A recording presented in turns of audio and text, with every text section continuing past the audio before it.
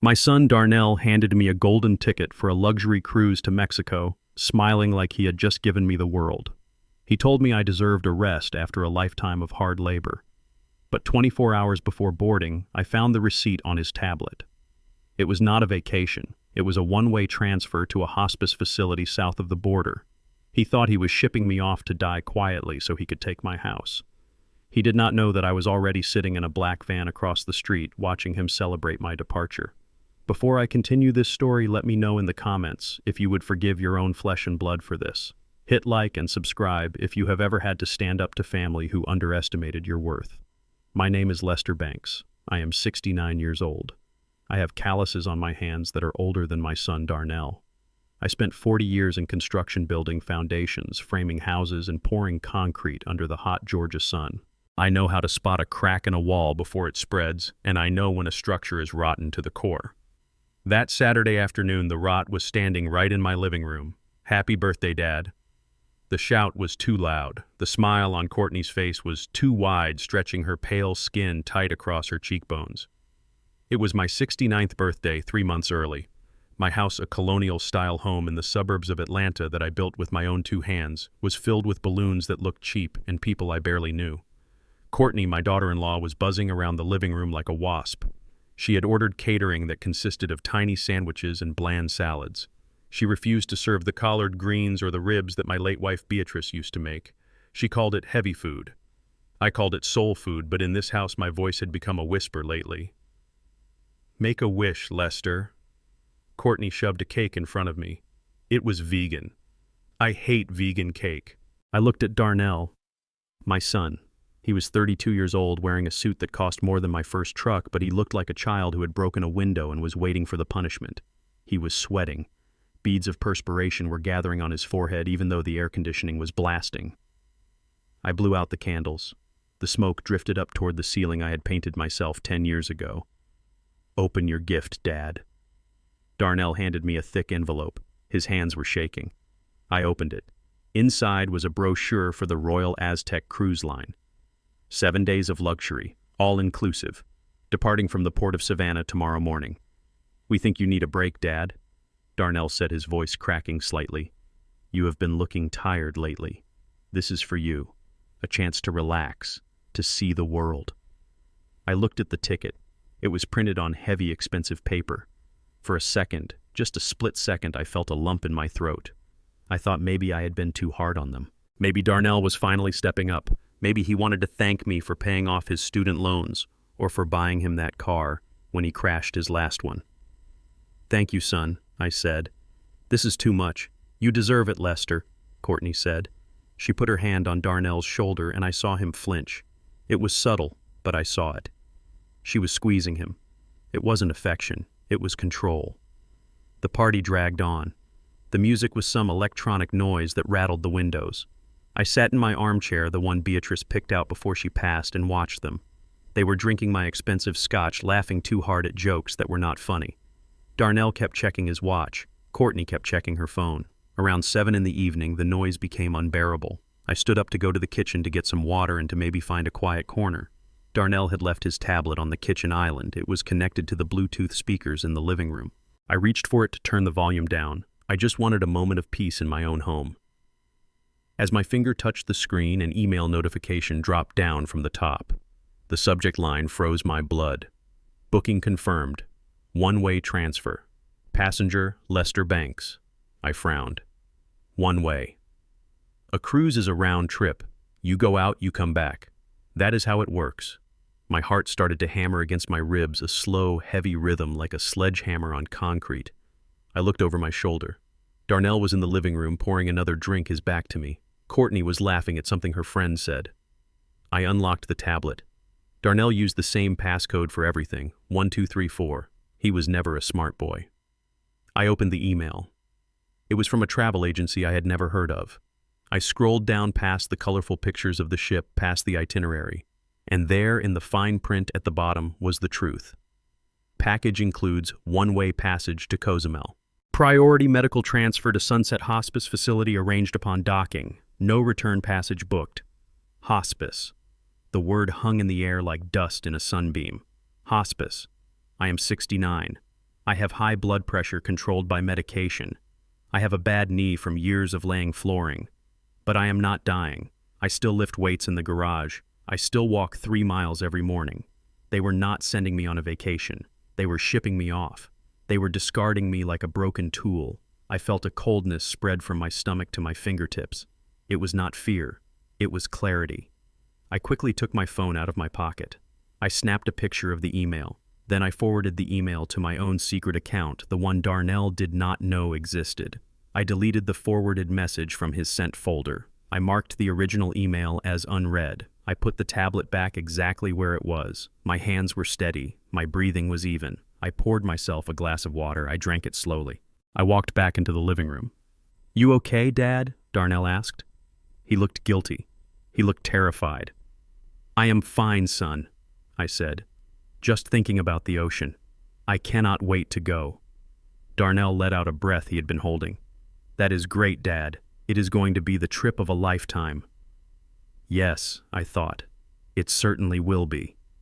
The party finally died down around 10. The guests left, leaving sticky rings on my mahogany tables and crumbs on my carpet. I told them I was going to bed early. "I have to pack," I said. I went upstairs to the master bedroom, but I did not pack. I turned off the lights and stood by the door, leaving it cracked open just an inch. I listened. Downstairs, the tone changed instantly. The fake laughter stopped. Did he suspect anything? Courtney's voice was sharp, cutting through the silence of the house. "No." Darnell sounded exhausted. "He thinks it is a gift." He was almost crying, Courtney. "He trusts us." "He is a fool," Courtney said. She sounded triumphant. The clinking of glass told me she was pouring champagne. I crept out into the hallway. The floorboards in this house do not creak because I laid them right. I moved like a ghost in the house I built. I stood at the top of the stairs, hidden by the shadows. "Finally," Courtney said. Her voice drifted up from the kitchen. "I thought he would never leave. Tomorrow at this time he will be in the middle of the Gulf, and we will be the masters of this house." "Don't say it like that," Darnell mumbled. "He is still my dad." "He is a burden, Darnell," Courtney snapped. "A stubborn old penny-pinching burden. And he is sitting on a gold mine. This land alone is worth $500,000. I gripped the banister. My knuckles turned white. Penny-pinching. I have saved every dollar I ever earned so my son would never have to struggle. I put him through college. I paid for his wedding. Then Courtney said something that made the bile rise in my throat. "I am calling my mother," she said. I heard the phone dial. "Hey, Mom, it is done. The old man is leaving tomorrow. Yes, finally. Listen, bring the contractor over on Tuesday. We need to start renovations immediately." She paused, listening. "No, the first thing to go is that creepy room downstairs. The one with all the candles and the old lady pictures. Beatrice's room. It smells like old people and incense. It makes me sick. We are gutting it. It is going to be my yoga studio. I want skylights and bamboo flooring." The air left my lungs.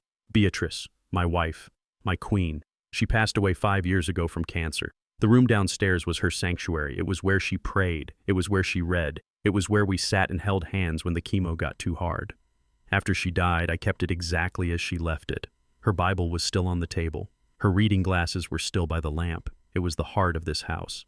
And this woman, this stranger who had never worked a day in her life, wanted to turn it into a yoga studio. She wanted to erase Beatrice. I stepped back into my bedroom and closed the door silently. I walked over to the nightstand and picked up the framed photo of Beatrice. She was smiling, that warm, knowing smile that used to tell me everything was going to be all right. "They want to erase us, B," I whispered to the photo. "They want to take the bricks we laid and the life we built and throw it in the dumpster."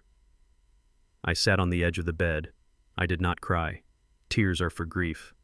This was not grief. This was war. I reached under the mattress and pulled out a burner phone. I bought it 6 months ago when I noticed money missing from my wallet, just a precaution. I never thought I would need it for this. I dialed a number I knew by heart. Clinton Webb, my attorney, my oldest friend. We grew up on the same block. We fought in the same unit in Vietnam. He was the only man on earth who knew exactly what I was worth. It rang twice. Les Clint's voice was rough with sleep. "It is 11 o'clock. Is everything okay?" "No, Clint," I said. My voice was calm, terrifyingly calm. "Everything is not okay." "What happened?" "They bought me a ticket, Clint. A one-way ticket to a hospice in Mexico." There was silence on the line. Then a low, dangerous growl. "Darnell and his wife," I said. "And Clint. They are planning to gut Beatrice's prayer room on Tuesday." I heard the sound of a lamp clicking on the rustle of sheets. Clint was waking up. "Say the word, less," Clint said. "Execute Clause 13, I said. Clause 13, the nuclear option. The clause we wrote into my living trust 3 years ago, just in case. The clause that converts everything, the house, the accounts, the investments, into a protected asset protection trust that triggers immediate lockout upon proof of duress or fraud." "Are you sure?" Clint asked. "Once we pull this trigger, there is no going back. Darnell will be on the street." I looked at the photo of Beatrice. I remembered the way Darnell looked at me when he handed me that envelope, the sweat on his face, the lie in his eyes. "He is not my son tonight, Clint," I said. "He is just a thief who broke into the wrong house." "Understood," Clint said. "I will have the paperwork ready by morning." "Do you need a place to stay?" "No," I said. "I have a plan. I am going to get on that boat, or at least they're going to think I did." I hung up the phone. I stood up and walked to the closet. I pulled out my old duffel bag, the one I used for work. I did not pack my church clothes. I packed my black work boots. I packed my dark hoodie. I packed the binoculars I used for bird watching. I was not going to Mexico. I was going to war. I walked to the window and looked down at the street. The street light flickered. My house. My land. You want it so bad, I thought. You can have it. But you are going to find out that a house without a foundation will crush you. I lay down on the bed, fully dressed. I stared at the ceiling. I visualized the blueprints of my revenge. Step 1 was the exit. Step 2 was the observation. Step 3 was the destruction. I closed my eyes, but I did not sleep. I waited for the sun to rise. I waited for the performance to begin. Tomorrow, Lester Banks the father would die, and Lester Banks the landlord would be born. And the landlord was about to serve an eviction notice they would never forget. The drive to the Savannah port was suffocating. Darnell was behind the wheel of my truck, driving it with a carelessness that made my teeth ache. He hit every pothole on I-16, too busy, checking his mirrors and glancing at me to watch the road. I sat in the passenger seat, clutching my duffel bag like it was a life raft. I stared out the window at the Georgia pines blurring past, trying to slow my breathing. "Dad," Darnell said, breaking the silence. He cleared his throat. It sounded like grinding gears. "Listen, I know you are going to be gone for a while, and with the house empty and all. We just want to be safe." "Safe," I thought. "You mean you want to be rich? What if there is an emergency?" Darnell continued, his eyes darting to me, "Like a fire. Or a pipe burst. We might need to access your important documents. You know, insurance papers, deeds, that sort of thing." I kept my face like stone. I knew exactly where he was going. "They are in the safe, Darnell," I said. "Right, the safe." He laughed, a nervous, high-pitched sound. "I totally forgot the combination. Is it your birthday? Or maybe Mom's?" I looked at him. My son, the boy I taught to ride a bike, the man who was now fishing for the keys to his inheritance while driving me to my exile. He was sweating again. He gripped the steering wheel so hard his knuckles were white. Greed does that to a man. It makes him anxious. It makes him sloppy. "It is 14-19-75, I said. 14-19-75. He repeated it instantly. I saw his lips moving, memorizing the sequence. He did not ask what the date meant. He did not care. He probably thought it was an anniversary or a forgotten birthday. He did not know that was the date I buried Buster, my first dog, a loyal blue-tick coonhound who died protecting my tools from a thief. I buried him in the backyard under the old oak tree. It was a day of loss, a day of burying loyalty. It was fitting that this code would lead Darnell to absolutely nothing. "Thanks, Dad," Darnell said, relaxing into the seat. "That is a load off my mind. Just for emergencies. You know." I turned back to the window. I saw his reflection in the glass. He was smiling, a small, triumphant smirk. He thought he had won. He thought he had the keys to the kingdom. When we pulled up to the cruise terminal, the air smelled of salt and diesel. It was crowded. Families were hugging. Couples were taking selfies. Everyone was starting an adventure. I got out of the truck. My knees popped. I slung the duffel bag over my shoulder. Courtney was waiting by the curb. She had driven her own car, claiming she had errands to run afterward. She was wearing big sunglasses and a wide-brimmed hat, looking like she was the one going on a vacation. "Have a wonderful time, Lester," she said. She leaned in to hug me. She smelled of expensive perfume and deceit. She did not actually touch me. She hovered an inch away, patting the air near my back. "I will," I said. She pulled back and dabbed at her eye with a tissue. "Oh, I am going to miss you so much," she sniffled. I looked closer. There were no tears. Her eyes were dry as bone. She was just wiping away a speck of dust that had landed on her cheek. It was a performance, and a bad one at that. "You take care of the house," I said. "We will treat it like it is our own," she said. Her voice was sweet, but her smile was sharp. "I know you will," I said. Darnell shook my hand. His grip was weak. "Call us when you get there, Dad. Or, well, I guess you might not have service. Just relax. Don't worry about a thing." I turned and walked toward the terminal entrance. I showed my ticket to the guard. He scanned it. It beeped green. "Enjoy your trip, Mr. Banks," he said. I walked into the massive building. I walked past the check-in counters. I walked past the excited tourists lining up for the buffet. I kept walking until I saw the sign for authorized personnel only near the loading dock. I stopped. I looked around. No one was watching the old black man with the duffel bag. They were all looking at the ship. I slipped through the door. The hallway was concrete and cold. It smelled of oil and fish. I walked straight to the maintenance office at the end of the corridor. The door was open. A man was sitting behind a metal desk eating a sandwich. He looked up. He was huge, with shoulders like a linebacker and a beard that was turning gray. "Jimmy," I said. He squinted. Then he dropped his sandwich. Lester Banks." I stepped inside and closed the door. "I need a favor, Jimmy." 10 minutes later, I walked out of the side exit of the terminal. I was wearing a neon yellow safety vest and a hard hat. I carried my duffel bag like it was full of tools. I walked right past the security gate. The guard waved at me. I waved back. I was invisible, just another old worker, just another part of the background. I walked 3 blocks to the main road and hailed a cab. "Where to?" the driver asked. 14 Oak Street, I said. The driver looked at me in the rearview mirror. "That is a residential neighborhood." "I know," I said. "Just drive." 14 Oak Street was directly across the street from my house. It was a small rental property, an Airbnb that I knew was vacant because I saw the owner put the key in the lockbox yesterday morning.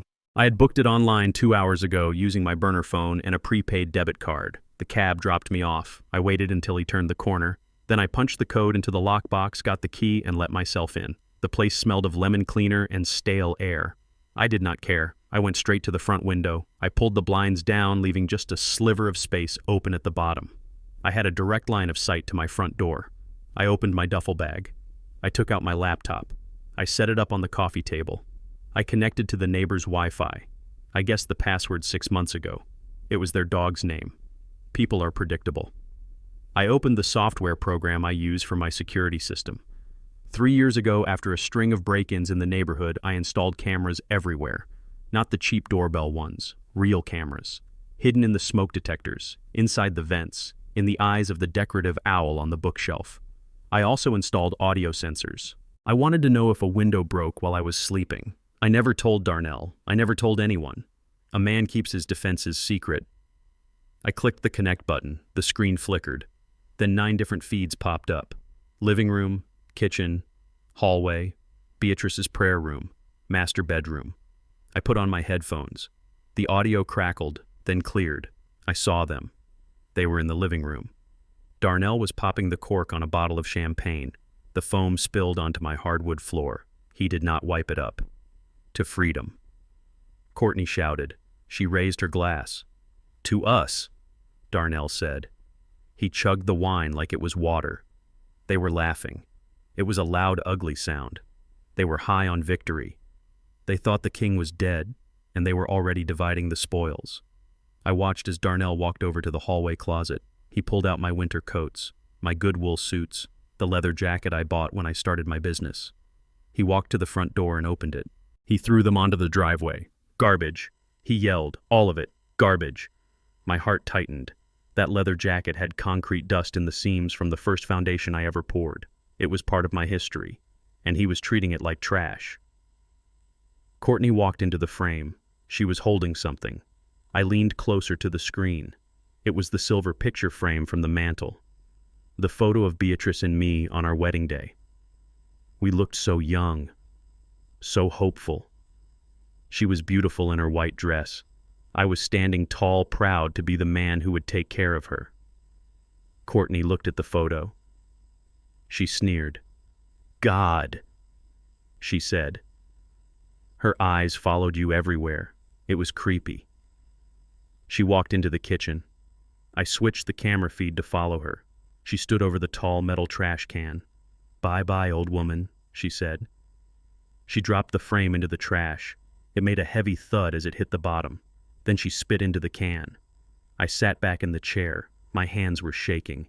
Not from fear, not from age, from a rage so pure, so hot it felt like molten lead running through my veins. They could take my money. They could take my house, but they spit on Beatrice.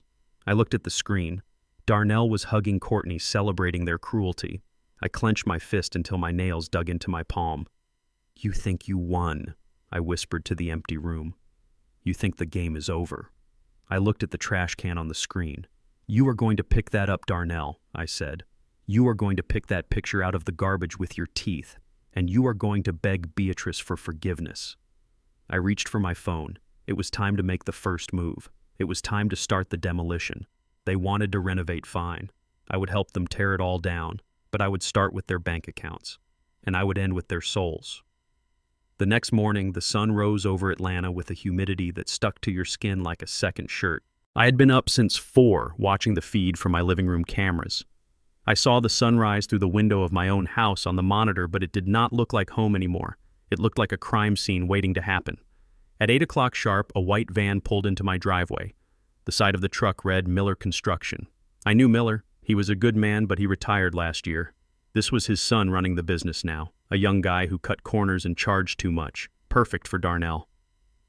I watched Darnell open the front door. He was wearing one of my silk robes, the one Beatrice bought me for our 30th anniversary. It was too big for him. It hung off his shoulders, making him look like a child playing dress-up in his father's clothes. Courtney was right behind him, holding a cup of coffee.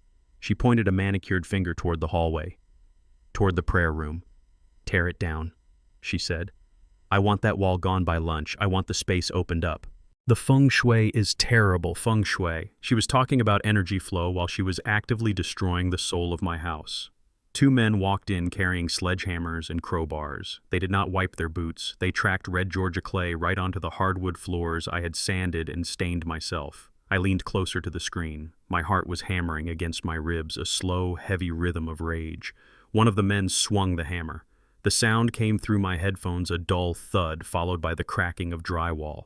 It sounded like a bone breaking. I flinched. That wall held up the shelves where Beatrice kept her collection of porcelain angels. Darnell had cleared them out the night before, tossing them into a cardboard box like they were cheap toys. Smash! Another hit.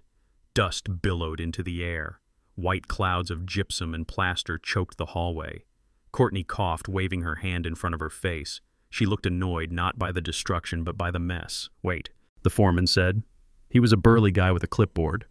"Before we go any further, Mr. Banks, we need the deposit. Material costs are up. Lumber is expensive. I need $5,000 down before I take this wall out completely."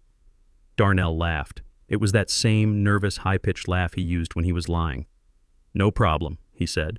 He reached into the pocket of my robe and pulled out a wallet. My wallet. He had taken it from the dresser before I left. He pulled out the Platinum Visa card. It was a supplementary card I had given him years ago for emergencies. For gas. For groceries when he was between jobs, which was often. He handed it to the foreman with a flourish like he was a king bestowing a favor upon a peasant. "Run it," Darnell said, "and add a tip for the boys." The foreman pulled a small card reader out of his pocket. He inserted the chip. I sat back in my chair across the street and took a sip of cold coffee. I watched the little blue light on the card reader blink. 1 second, 2 seconds, 3 seconds. Beep. The foreman frowned. He pulled the card out and wiped the chip on his shirt. He tried again. Beep. Declined. The foreman said flatly. Darnell's smile faltered. "What?" "That is impossible. Try it again. It is a platinum card, man. It has a $50,000 limit. It is declined." the foreman said. His voice was losing its professional edge. "Look, buddy, I have another job in Buckhead. I cannot waste time. Do you have cash or a check?" Courtney stepped forward. Her eyes were narrowing. "Darnell, handle this," she hissed. "I will. I will." Darnell stammered. He pulled out his phone. "It must be a security hold. Because Dad is traveling." "Yeah, that is it. They probably saw the charge and flagged it. I will call them right now." He dialed the number on the back of the card. He put it on speakerphone so the foreman could hear. That was his mistake. Arrogance always demands an audience. I listened through my headphones. I knew exactly who he was calling. It was the priority support line. "Welcome to First National Bank," a robotic voice said. "Please enter your security PIN." Darnell punched in the numbers. 1975, the year I started my business. He knew my codes. He thought he knew everything. "Hello, this is Sarah. How can I help you today, Mr. Banks?" Darnell cleared his throat. He dropped his voice an octave, trying to sound like me. Trying to sound like a man who had earned the right to hold that card. "Yes, Sarah. This is Lester. I am trying to make a payment to a contractor and my card is acting up. I need you to lift the hold immediately." I leaned in. This was the moment. There was a pause on the line. The sound of typing. "Mr. Banks," Sarah said. Her voice was different now. Sharper. "I see here that you came into the branch this morning at 9 a.m. Darnell froze. The color drained from his face so fast he looked gray. "What?" "No, I am at home. I am calling from home, sir." Sarah continued. Her voice was ice cold. "Mr. Lester Banks was physically in our downtown branch 2 hours ago. He reported his card stolen. He reported that a family member might try to impersonate him to access the funds." The foreman shifted his weight. He crossed his arms over his chest. He was looking at Darnell not like a client, but like a mark. "That is ridiculous," Darnell squeaked. He forgot to use his deep voice. "I am Lester Banks. That old man must be confused. He is senile. He does not know what he is doing." "Sir?" Sarah said. And this time she sounded like a judge delivering a sentence. "We have security footage." Mr. Banks was lucid. He provided identification. He triggered a code red on all accounts linked to this social security number due to internal fraud. "All assets are frozen pending a federal investigation. If you continue this call, we will be forced to trace this location and notify the authorities." Click. The line went dead. The silence in the hallway was louder than the sledgehammers had been.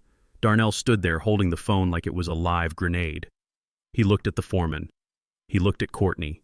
Courtney's face was a mask of pure fury. Her lips were a thin, white line. Internal fraud. She whispered. Her voice was low and dangerous. "You told me he was senile, Darnell. You told me he was a helpless old man who didn't know what day it was." I thought he was," Darnell stammered. "He is." He must have had a moment of clarity. "Or maybe he is just confused and paranoid." "Paranoid." The foreman laughed. It was a dry, harsh bark. "Buddy, it sounds like your daddy knows exactly what you were doing." The foreman signaled to his men. "Pack it up, boys. We are done here." "Wait," Darnell said. He grabbed the foreman's arm. "Do not go. I can fix this. I have checks. I can write you a check right now." The foreman pulled his arm away. He looked at Darnell with pure disgust, a look that said he knew a thief when he saw one. "I do not take checks from frozen accounts," the foreman said, "and you owe me $300 for the mobilization and the hour we wasted here. I will send you a bill. Do not make me come collect it personally." The crew grabbed their tools. They walked out the front door, leaving the job half finished. The wall to Beatrice's prayer room was a jagged, gaping wound. Sheets of drywall hung loose, exposing the wooden studs underneath. White dust covered everything. It had settled on the hardwood floors. It coated the expensive velvet sofa Courtney had bought with my money last month. It was in the air, choking the life out of the room. The front door slammed shut. Darnell and Courtney were alone in the ruin they had created. Courtney turned on him. She did not scream immediately. She walked up to him and poked him hard in the chest with her index finger. "You are useless," she said. Her voice was shaking with rage. "You promised me this would be easy. You said we would have access to the accounts the second he stepped on that boat." "I do not understand," Darnell said. He was pacing, running his hands through his hair. He walked into the bank. "How did he walk into the bank? I dropped him at the port. I saw him go through security. Obviously you did not watch him closely enough." Courtney yelled. She picked up a vase from the entry table. It was a blue ceramic piece I bought in New Orleans. She threw it at the wall. It shattered into 100 pieces, mixing with the drywall dust. "We have bills, Darnell," she screamed. The loan shark called me this morning. He wants his 5 grand by Friday. If we do not pay him, he is going to come here. And now we have a hole in the wall and no money to fix it. Loan shark. I sat up straight in my chair. I knew Darnell had gambling debts. I knew he played poker online. But a loan shark? That was new. That was dangerous. So that was the rush. That was why they needed the renovation money. They were going to skim off the top to pay off the thugs. Darnell sank onto the stairs. He put his head in his hands. He looked small, defeated. "I do not know what to do," he whispered. Dad locked everything. If he went to the bank, he probably called the broker too. "We are cut off, Courtney. We have nothing." Courtney looked around the dusty room. Her eyes were darting back and forth, calculating. She was a survivor, a cockroach. She would find a way. She looked at Darnell with contempt. Then her eyes shifted to the hallway. "Toward my study. The safe," she said. Darnell looked up. "Dad gave me the code. He said it was for emergencies." Courtney laughed. A cruel sound. "You idiot! Do you really think he gave you the real code? He just locked his bank accounts this morning. He knew Darnell. He played you." "But," Darnell started. "But nothing." Courtney snapped. "Listen to me. Your father is old school. He does not trust banks. He keeps cash. He keeps gold. Remember that story he told about the recession? He keeps hard assets, Darnell, and they are in that safe." She walked over to him and grabbed him by the lapels of my silk robe. "There has to be at least 50,000 in there, maybe more. And your mother's jewelry, the diamonds, the pearls, that necklace she wore to church every Sunday. That alone is worth 10 grand. Darnell's eyes widened. He licked his lips. Greed was replacing the fear. "You really think so?" he asked. "I know so," Courtney said. She pulled him up. "We do not need the bank. We do not need his permission. We are in his house. Possession is 9/10 of the law." She pushed him toward the study. "Get the drill, Darnell. Get the heavy-duty bits. If we cannot open it with the code, we are going to open it by force." I watched them on the screen. Darnell nodded. A look of determination settled over his weak features. He was going to break into my private sanctuary. He was going to violate the one place I kept my most personal papers. I took a deep breath. "Go ahead, son," I whispered. "Drill it. Break your back trying to get in, because you are going to find out that the only thing in that safe is a ghost story. And ghosts have a way of haunting the people who disturb their rest." I reached for my phone and dialed Clint. "Clint," I said when he answered. "Phase 1 is complete. They took the bait. They are going for the safe now." "Good," Clint said. "Is it empty?" "Not exactly," I said. "There is a receipt in there. And a letter." "A letter?" Clint asked. "What does it say?" "It says goodbye," I said. I hung up and turned back to the screen. Darnell was coming back from the garage carrying my heavy-duty power drill. He looked like a man going to execution but thinking he was the executioner. He had no idea that the safe was not a piggy bank. It was a mirror. And when he finally cracked it open, he was going to see exactly what he was. Empty. The drill bit snapped with a sound like a gunshot. Darnell cursed and threw the heavy tool onto the floor where it gouged the hardwood. He stood there panting and sweating in my silk robe, looking at the safe door. It was scratched and marred, but it was still locked tight. "This is useless," Darnell yelled. He kicked the heavy metal box. I broke the drill. Courtney was pacing behind him like a caged tiger. "Call a professional, Darnell. Stop playing handyman. We are wasting time." Darnell pulled out his phone. His hands were shaking so bad he almost dropped it. He searched for a 24-hour locksmith. 20 minutes later, a van pulled up. A man got out. He looked like he had been chewing on nails for breakfast.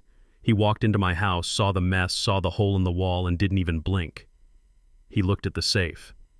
600, the man said. Cash. Up front. Darnell's jaw dropped. $600. For 10 minutes of work. It is Sunday, the locksmith said. And you look like you are in a hurry. 600 or I walk. Darnell looked at Courtney. She crossed her arms. Do not look at me, she said. You are the one who said there was 50 grand in there. Pay the man. Darnell scrambled. He ran to his pants, which were thrown over a chair. He pulled out his wallet. Empty. He checked the pockets. Nothing. He ran out to his car. I watched him on the driveway camera digging through the glove box and checking under the seats. He came back with a handful of crumpled bills and a jar of coins he kept for tolls. He counted it out on the desk. 140. I need more, the locksmith said, leaning against the doorframe, picking his teeth. Darnell started making calls. He called his poker buddies. He called his cousin Marcus, who I told him to stay away from years ago. He was begging. It was pathetic. Bro, I need a favor, Darnell whispered into the phone. Just send me $450 on Cash App. I will pay you back double tomorrow, I swear. It is a sure thing. Yeah, I am good for it. He finally got the transfer. He ran to the ATM at the gas station down the street and came back 20 minutes later, breathless and holding a wad of 20s. He handed the money to the locksmith. That was his last lifeline. That was rent money. That was food money. He was betting everything on the contents of that safe. The locksmith got to work. He used a borescope and a specialized drill. It took him 5 minutes. Click. The handle spun. The locksmith packed up his tools and walked out without a word. He knew trouble when he saw it, and he wanted no part of it. Darnell stood in front of the safe. He looked at Courtney. She moved closer, her eyes wide and hungry. Open it, she whispered. Darnell grabbed the heavy iron handle. He pulled. The door swung open with a groan of dry hinges. They both leaned in, blocking the camera view for a second. Then silence. Absolute, suffocating silence. Darnell stepped back. His face was slack. His mouth hung open. Courtney let out a sound that was half scream and half sob. "It is empty," she shrieked. "It is empty, Darnell." I zoomed the camera in. The safe was dark and hollow. There were no stacks of cash. There were no gold bars. There was no velvet bag of diamonds. There was just a single piece of paper sitting in the center of the metal shelf. It was old and yellowed at the edges. Darnell reached in and grabbed it. His hand was trembling so hard the paper rattled. "What is it?" Courtney demanded, snatching it from him. "Is it a bond? Is it a stock certificate?" She read it. Her face went from pale to a deep, blotchy red. "This cannot be real," she whispered. "Read it," I said to the screen. "Read it out loud, you vulture." "The United Negro College Fund." Courtney read, her voice dripping with venom. "Receipt for charitable donation. Items donated. Vintage diamond necklace, pearl earrings, ruby brooch. Appraisal value $25,000. Date: August 14th, 2019. She crumpled the paper and threw it at Darnell. He gave it away. She screamed. He gave away $25,000 to strangers. Darnell picked up the paper. He looked at the date. That was the week after the funeral, he said quietly. That was Mom's jewelry. I sat back in my chair across the street. I remembered that day. Courtney had come to the funeral wearing black, but looking around the church like she was shopping. She had asked me about Beatrice's necklace before the dirt was even settled on the grave. She said it would look better on a younger woman. That afternoon, I drove straight to the charity office. I did not want her touching Beatrice's things. I did not want her greed tainting my wife's memory. "He is crazy," Courtney yelled. She kicked the open safe door. "The old man is insane. Who gives away a fortune? That belonged to us, Darnell. That was our inheritance. It belonged to Beatrice," I thought. And she would rather see it help a young girl get an education than see it around your neck. Courtney was hyperventilating. She paced around the small study, knocking books off the shelves. "We paid $600 for a piece of paper," she yelled.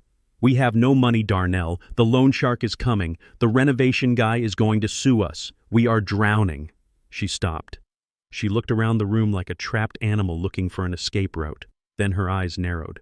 She looked toward the hallway, toward my bedroom. "Money does not just disappear," she said. "He has to have something else. He lived like a pauper. He hoarded everything."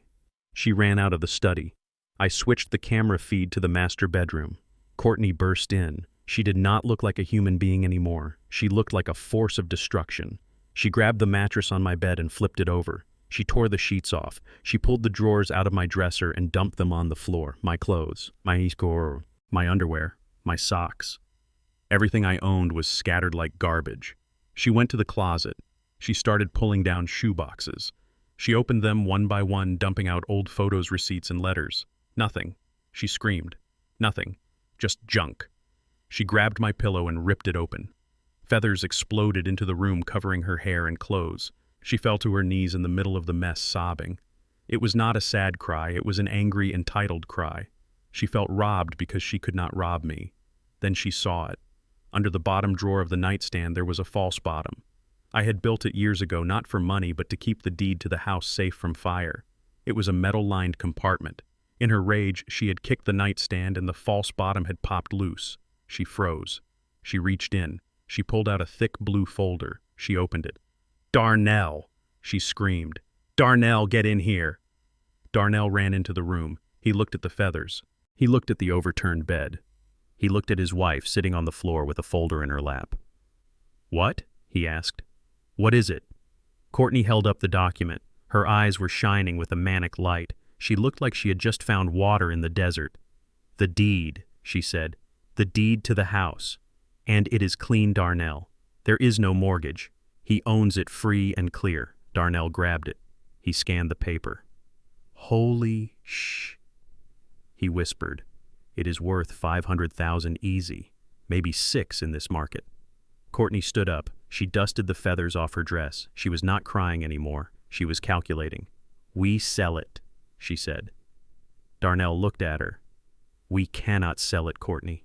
Dad is not dead. He is just in Mexico." "He is as good as dead," Courtney snapped. "He is in a hospice, Darnell. He is not coming back.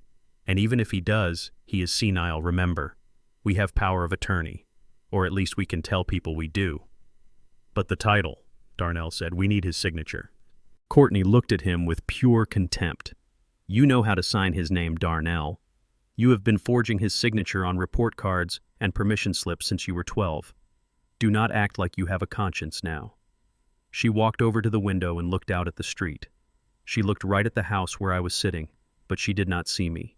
She only saw dollar signs. "We sell it fast," she said. "Cash only. We list it for 400. Someone will snap it up in 24 hours. Investors buy houses for cash all the time. No inspections, no questions." "But what if he finds out?" Darnell asked. His voice was weak. "He won't," Courtney said. "By the time he figures it out, we will be gone. We take the money, we pay off the shark, we take the rest, and we start over somewhere else, somewhere he cannot find us." She turned to Darnell. "Do it," she ordered. "Take a picture of the deed. List it on every investor forum you know. Cash buyer needed immediately. Motivated seller." Darnell looked at the deed in his hands. It was the document that represented 40 years of my sweat and blood. It was the legacy I wanted to leave him. And now he was going to sell it for pennies on the dollar just to save his own skin. "Okay," Darnell said. "I will do it." I sat back in my chair. A cold smile spread across my face. They took the bait. They thought they found the golden ticket. They did not know that the deed they found was the old copy, the original one. They did not know that 3 days ago I transferred the property into a revocable living trust, the Lester Banks Trust. And the trustee was not Darnell. The trustee was a non-profit organization dedicated to housing homeless veterans. Legally, that house did not belong to me anymore. It belonged to the trust.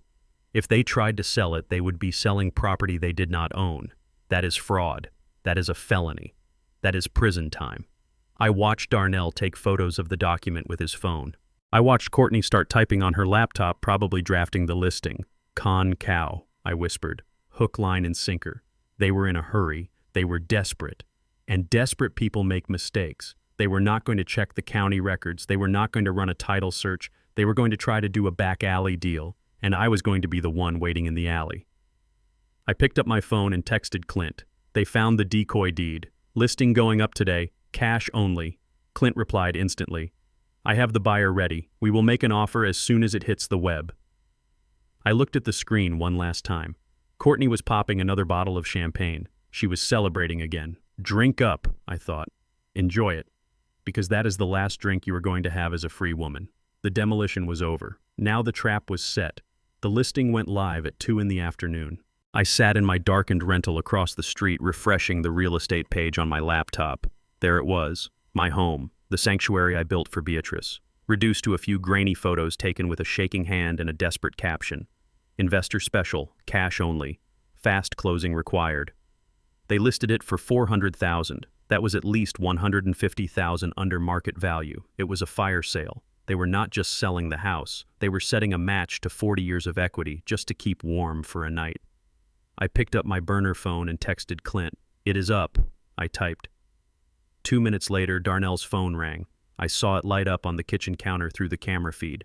Darnell grabbed it like a drowning man grabbing a rope. "Hello," he answered. His voice was cracked and dry.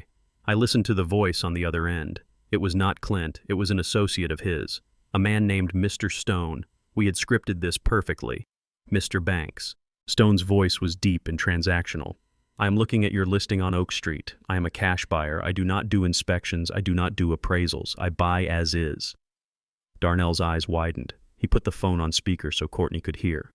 "Yes," Darnell said. "As is. That is exactly what we want."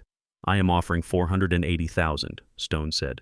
"But I need to close in 48 hours. Can you make that happen?" $480. Courtney gasped. She grabbed Darnell's arm and squeezed it hard enough to leave a bruise. That was $80,000 over asking. That was salvation. That was freedom. "We can make it happen," Darnell shouted. "Absolutely. When can you come see it?" "I am in the neighborhood," Stone said. "I will be there in 20 minutes. Darnell hung up. He looked at Courtney. Then he screamed. It was a primal sound of relief. He picked her up and spun her around in the kitchen. "We are rich, baby," he yelled. "We are rich. We pay the shark. We pay the credit cards. We still have 300 grand left over. We are going to Europe." I watched them dance. I watched them celebrate selling a house they did not own to a buyer who did not exist. It was a dance of fools. "Clean up," Courtney ordered suddenly, breaking the embrace. "The place looks like a bomb went off.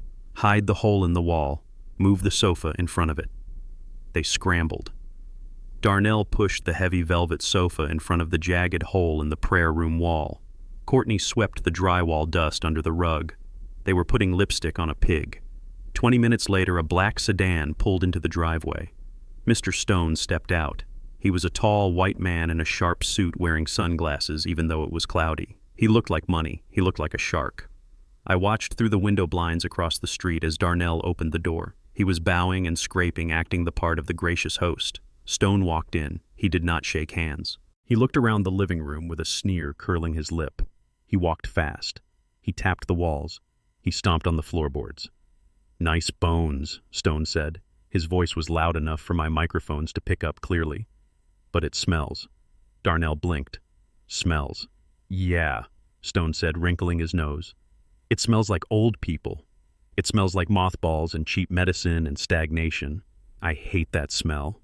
I felt a flash of anger. My house smelled of lemon polish and Beatrice's lavender potpourri. It smelled of hard work. Courtney stepped forward, smiling her fake smile. "Oh, we can open the windows. We can hire a cleaning crew." "No," Stone said, cutting her off. He walked into the kitchen and ran a finger over the counter. He looked at the family photos still hanging on the wall. Photos of me. Photos of Beatrice. Photos of Darnell graduating high school. "If I buy this place, I am gutting it," Stone said. "I am tearing out this dated kitchen. I am ripping up these floors. I am erasing everything." Darnell flinched. He knew how much time I spent laying those floors. He helped me with the last room when he was 16. "Okay," Darnell said quietly. "That is your right. Here's the deal," Stone said, turning to face them. "I will pay the $480. I will have the wire ready by Friday, but I have one condition. A deal breaker." "Name it," Courtney said. "I want this house empty," Stone said. "And I mean empty. Bare walls, no furniture, no clothes in the closets, no junk in the garage, and especially no pictures of whoever these old people are." He gestured vaguely at the photo of Beatrice on the fridge. "I want a blank slate," Stone continued. "I do not want to see a single trace that anyone ever lived here. If I come back tomorrow at noon for the final walkthrough and I see one sock or one spoon, the deal is off. Do we have an understanding?" 24 hours, Darnell said. "That is impossible. We cannot move everything in 24 hours. Courtney elbowed him in the ribs. "We can do it," she said. "We will rent a dumpster. We will get rid of everything." Stone nodded. "Good. Noon tomorrow. Keys on the counter. House empty." He turned and walked out without another word. Darnell stood there looking at the space around him. It was a lifetime of accumulation. 40 years of furniture, books, clothes, and memories. "We have to throw it all away," Darnell whispered. "All of it." Courtney was already on her phone. "I am calling the dumpster company. There is a same-day service. Start packing, Darnell. And by packing, I mean throwing. Do not waste time with boxes. Just get it out." An hour later, a massive yellow dumpster was dropped in my driveway with a ground-shaking thud. It took up the whole space, blocking the view of the garage. Darnell came out wearing work gloves. He looked sick. He started with the easy stuff, the old newspapers, the junk from the pantry. Then Courtney came out screaming orders. The furniture, Darnell. The big stuff first. I watched my son drag my recliner out the front door. It was leather-worn soft in the shape of my body. It was where I sat to read the paper every Sunday. He heaved it over the side of the dumpster. It tumbled in upside down. Next came the dining chairs, then the mattress from the guest room. Then they went into the garage. My workshop. I held my breath. Darnell came out carrying an armful of tools, my levels, my squares, the trowels I used to smooth concrete on 100 different job sites. These were not just tools. They were the instruments that paid for his food. They were the reason he had clothes on his back growing up. He dumped them. The sound of metal crashing against metal was like a physical blow to my chest. Clang. Crash. He went back in. He came out with a long wooden object. It was a baseball bat. I zoomed in with the binoculars. It was a Louisville Slugger. Small. Youth size. I bought that bat for him when he was 8. I spent 3 weeks teaching him how to swing it in the backyard. I remembered the look on his face when he hit his first ball over the fence. He had hugged me so tight I thought he would crack a rib. "You are the best dad ever," he had said. Darnell looked at the bat. He stopped. He ran his gloved hand over the wood. For a second, just a second, I saw hesitation. I saw a memory flicker behind his eyes. "What are you doing?" Courtney yelled from the porch. She was holding a stack of Beatrice's quilts. "Throw it, Darnell. It is just a piece of wood." Darnell looked at her. Then he looked at the bat. He threw it. It spun in the air and landed on top of a bag of garbage. I felt a tear run down my cheek. I wiped it away angrily. They worked into the night. They were like locusts consuming everything in their path. The dumpster filled up, a mountain of my life rising in the steel container. Around 9 p.m., Darnell came out of the house walking slowly. He was holding something small in his hand. He was staring at it under the porch light. Courtney walked up to him. "What is that?" she asked. Darnell opened his hand. I knew what it was before the camera zoomed in. It was gold. It was heavy. It was my pocket watch. It was an antique Waltham. My father gave it to me on his deathbed. It had an inscription on the back. "Time waits for no man. Be a good one." I kept it on my dresser in a velvet box. I told Darnell 1,000 times that it was the only thing I wanted to be buried with. It was not just a watch. It was the line of succession. It was the Banks family legacy. Dad loved this watch. Darnell whispered. He said his father gave it to him. "So what?" Courtney said. She snatched it from his hand. "It is real gold, Darnell. Look at the weight." "I should keep it," Darnell said. He reached for it. Maybe I can give it to him when he gets back. Or keep it for my son." Courtney laughed. "Keep it for your son." "You do not have a son, Darnell, and we do not have $500 to pay the locksmith we still owe." She held the watch up to the light. "This is worth $200 at the pawn shop down on 4th Street. Maybe 3 if we haggle. That is gas money. That is food money." Darnell looked at the watch. Then he looked at the dumpster. "It is wrong, Courtney," he said weakly. "What is wrong is being broke." Courtney snapped. "What is wrong is losing a $500,000 deal because you want to be sentimental about a piece of old metal." She shoved the watch into her pocket. "I am taking this," she said. "I am going to the pawn shop first thing in the morning. Now get back in there. The master bedroom closet is still full of his old suits." Darnell stood there for a moment. He looked at his empty hand. Then he looked at the house. He looked defeated. He looked hollow. "Okay," he said. He turned and walked back inside to throw away the rest of my life. I sat in the dark rental house. The glow of the laptop screen illuminated my face. I reached out and turned off the monitor. The screen went black. I sat in the silence. I listened to the beating of my own heart. It was slow, steady. I thought about the baseball bat in the dumpster. I thought about the tools rusting under the garbage bags. I thought about my father's watch sitting in Courtney's pocket, destined for a pawn shop window.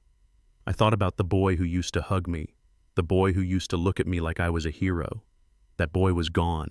He was buried under layers of greed and weakness. The man in that house was a stranger. I stood up and walked to the window. I looked at my house across the street. The lights were blazing. I could see their shadows moving back and forth, stripping the carcass clean. "Goodbye, Darnell," I whispered. I did not feel anger anymore. I did not feel sadness. I felt a cold, hard resolve, like concrete setting. "You are not my son anymore. You are just a tenant who violated the lease, and the landlord is coming to collect." I turned away from the window. I had seen enough. Tomorrow at noon, Mr. Stone would not show up. But I would, and I would bring something heavier than a sledgehammer. I would bring the truth. The sun was high and bright on Monday morning, but for my son Darnell, it was about to go dark. I sat in my rental house across the street watching him leave for work. He walked to his car with a strut I had not seen in years. He was wearing his best suit, a navy blue number I bought him for his first interview 5 years ago. He stopped to check his reflection in the driver's side window, adjusting his tie and smoothing his hair. He looked like a winner. He looked like a man who had just sold a house for $480,000 cash. He had no idea that the house was not his to sell. He had no idea that the buyer was a ghost. And he definitely had no idea that the job he was driving to the career I had carefully built for him by calling in every favor I was owed in this town was about to evaporate like spit on a hot griddle. Darnell worked as a project manager at Titan Construction. It was one of the biggest firms in Atlanta. The CEO was a man named Frank Miller. Frank and I went back 30 years. We started as framers on the same crew. I saved his life once when a beam slipped on a high-rise job. When Darnell graduated with his business degree and no direction, I called Frank. I asked him to give the boy a chance. Frank did it for me. He gave Darnell a desk, a salary, and a future. Darnell treated that job like he treated everything else. He did the bare minimum. He showed up late, he left early. But he kept the job because his last name was Banks, and in this industry, that name meant something. Until today. I watched Darnell's car disappear down the street. Then I picked up my burner phone. I stared at the screen for a long moment. This was harder than locking the bank accounts. This was harder than watching them destroy my furniture. This was taking food out of his mouth. This was destroying his reputation in the only industry he knew. But then I remembered the conversation I heard last night. I remembered him laughing about selling my pocket watch. I remembered him calling me a burden. I dialed Frank's private number. It rang once. "Lester," Frank's voice boomed. "I thought you were on a boat drinking margaritas. Darnell told me you shipped out yesterday." "I am not on a boat, Frank," I said. My voice was low and steady. "I am right here in Atlanta." There was a pause. The jovial tone vanished from Frank's voice. He knew me too well. He knew that if I was not where I was supposed to be, something was wrong. "What is going on, Les?" Frank asked. "I need you to do something for me, Frank," I said. "And I need you to do it hard. Do not pull any punches because of our friendship. Name it. Go down to Lot 7, the commercial park project in Decatur. Check the inventory logs for the copper wiring and the high-grade lumber. Then check the security footage from the loading dock on Tuesday nights for the last 3 months." Frank was silent. I could hear him breathing. He was connecting the dots. "Darnell was the project manager for Lot 7. Les," Frank said softly. "Are you saying what I think you are saying?" "He is skimming, Frank," I said. "He is loading materials into his truck after hours and selling them to that shady scrapyard on Moreland Avenue. He is using the money to pay off gambling debts. Jesus, Les, that is a felony. That is stealing from the company." "I know," I said. "Why are you telling me this?" "You know I have to fire him. I might have to prosecute. I want you to fire him," I said. "I want you to make an example of him. I want you to walk into his office while he is sitting there thinking he is the king of the world, and I want you to strip him bare." "Les, he is your son." "No," I said. "He is a thief, and he needs to learn that the name Banks does not give him a license to steal. Teach him the lesson I should have taught him years ago, Frank." There was a long silence on the line. Then Frank sighed. "Okay, Les, if that is what you want, I will send the auditors down now." "Thank you, Frank," I said. "And Frank, tell him he has 3 days to pay it back. Tell him if he does not, you are calling the district attorney." I hung up the phone. My hand was shaking. I put it down on the table and stared at it until it stopped. Meanwhile, Darnell was walking into the Titan Construction headquarters. I could picture it perfectly. The glass doors, the marble lobby, the receptionist who always smiled at him because he was the boss's friend's son. He walked past the cubicles of the junior associates. He probably didn't even say hello. He walked straight to his office, the one with the view of the skyline. He sat down in his leather chair and put his feet up on the desk. He pulled out his phone. He called Courtney. "Hey, baby," he said. "I am just counting down the hours. Noon cannot come fast enough." "Yeah, I know. 480 grand. We are going to be set." He laughed. He looked around the office. "You know what?" he said. "I think I am going to quit today." "Yeah." "Why wait? I do not need this job anymore. I do not need Frank breathing down my neck. I am going to walk into his office and tell him exactly what I think of his management style." He hung up. He leaned back in his chair, closing his eyes, dreaming of a life of leisure funded by my grave. The door to his office slammed open. Darnell jumped. His feet flew off the desk. It was not a client, it was not his assistant, it was Frank Miller, and he was not alone. Behind him were two large men in security uniforms and a woman Darnell recognized as the head of internal auditing. Frank looked furious. His face was red. A vein bulged in his neck. "Get up," Frank said. His voice was a low growl. Darnell blinked. "Frank, I was just—" "Shut up," Frank roared. "Get up out of that chair. You do not deserve to sit there." Darnell stood up slowly. He looked confused. He looked scared. "What is this about Frank?" The auditor stepped forward. She dropped a thick file onto the desk. It landed with a heavy thud, scattering Darnell's papers. She opened it. Photos spilled out. Photos of Darnell's truck backed up to the loading dock at Lot 7. Photos of Darnell loading rolls of copper wire into the bed. Photos of Darnell shaking hands with the owner of the scrapyard, exchanging company property for envelopes of cash. "We finished the audit, Darnell," the woman said. Her voice was cold and professional. $50,000. That is the value of the materials missing from your site over the last 6 months. Darnell looked at the photos. His face went pale. He tried to speak, but no sound came out. "We tracked the inventory," she continued. "We matched the serial numbers on the lumber found at the scrapyard to our purchase orders. We have you on video, Darnell, multiple times." Darnell looked at Frank. "Frank, wait. I can explain. It was a loan. I was going to pay it back. I just got in a little deep, you know. Gambling. But I have money coming, I swear." Frank looked at him with pure disgust. "You stole from me," Frank said. "I gave you a job because of your father. I treated you like family, and you stole from me to play poker." "It is not like that," Darnell pleaded. He was sweating now, the sweat of a trapped rat. "Please, Frank, do not do this. My dad. If my dad finds out, your dad knows." Frank cut him off. Darnell froze. "What?" Frank leaned across the desk. His face was inches from Darnell's. "Who do you think called me Darnell? Who do you think told me where to look?" Darnell reeled back as if he had been slapped. "Dad," he whispered. "Dad called you." "He told me to stop protecting you," Frank said. "He told me to treat you like the criminal you are." Frank straightened up. He adjusted his tie. "You are fired. Effective immediately. Security will escort you out. You are not to touch your computer. You are not to speak to anyone." Darnell looked around the room. The security guards moved closer, their hands resting on their belts. "And Darnell," Frank added. His voice dropped to a whisper that carried more weight than a scream. "You owe this company $50,000.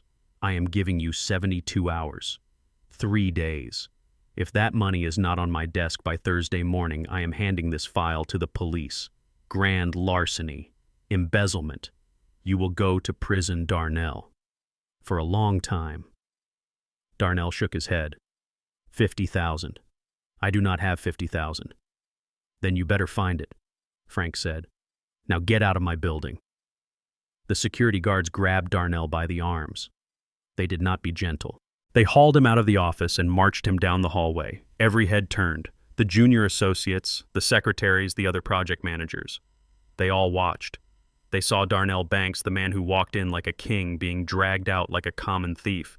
He tried to keep his head up, but the shame was too heavy. He stared at the floor.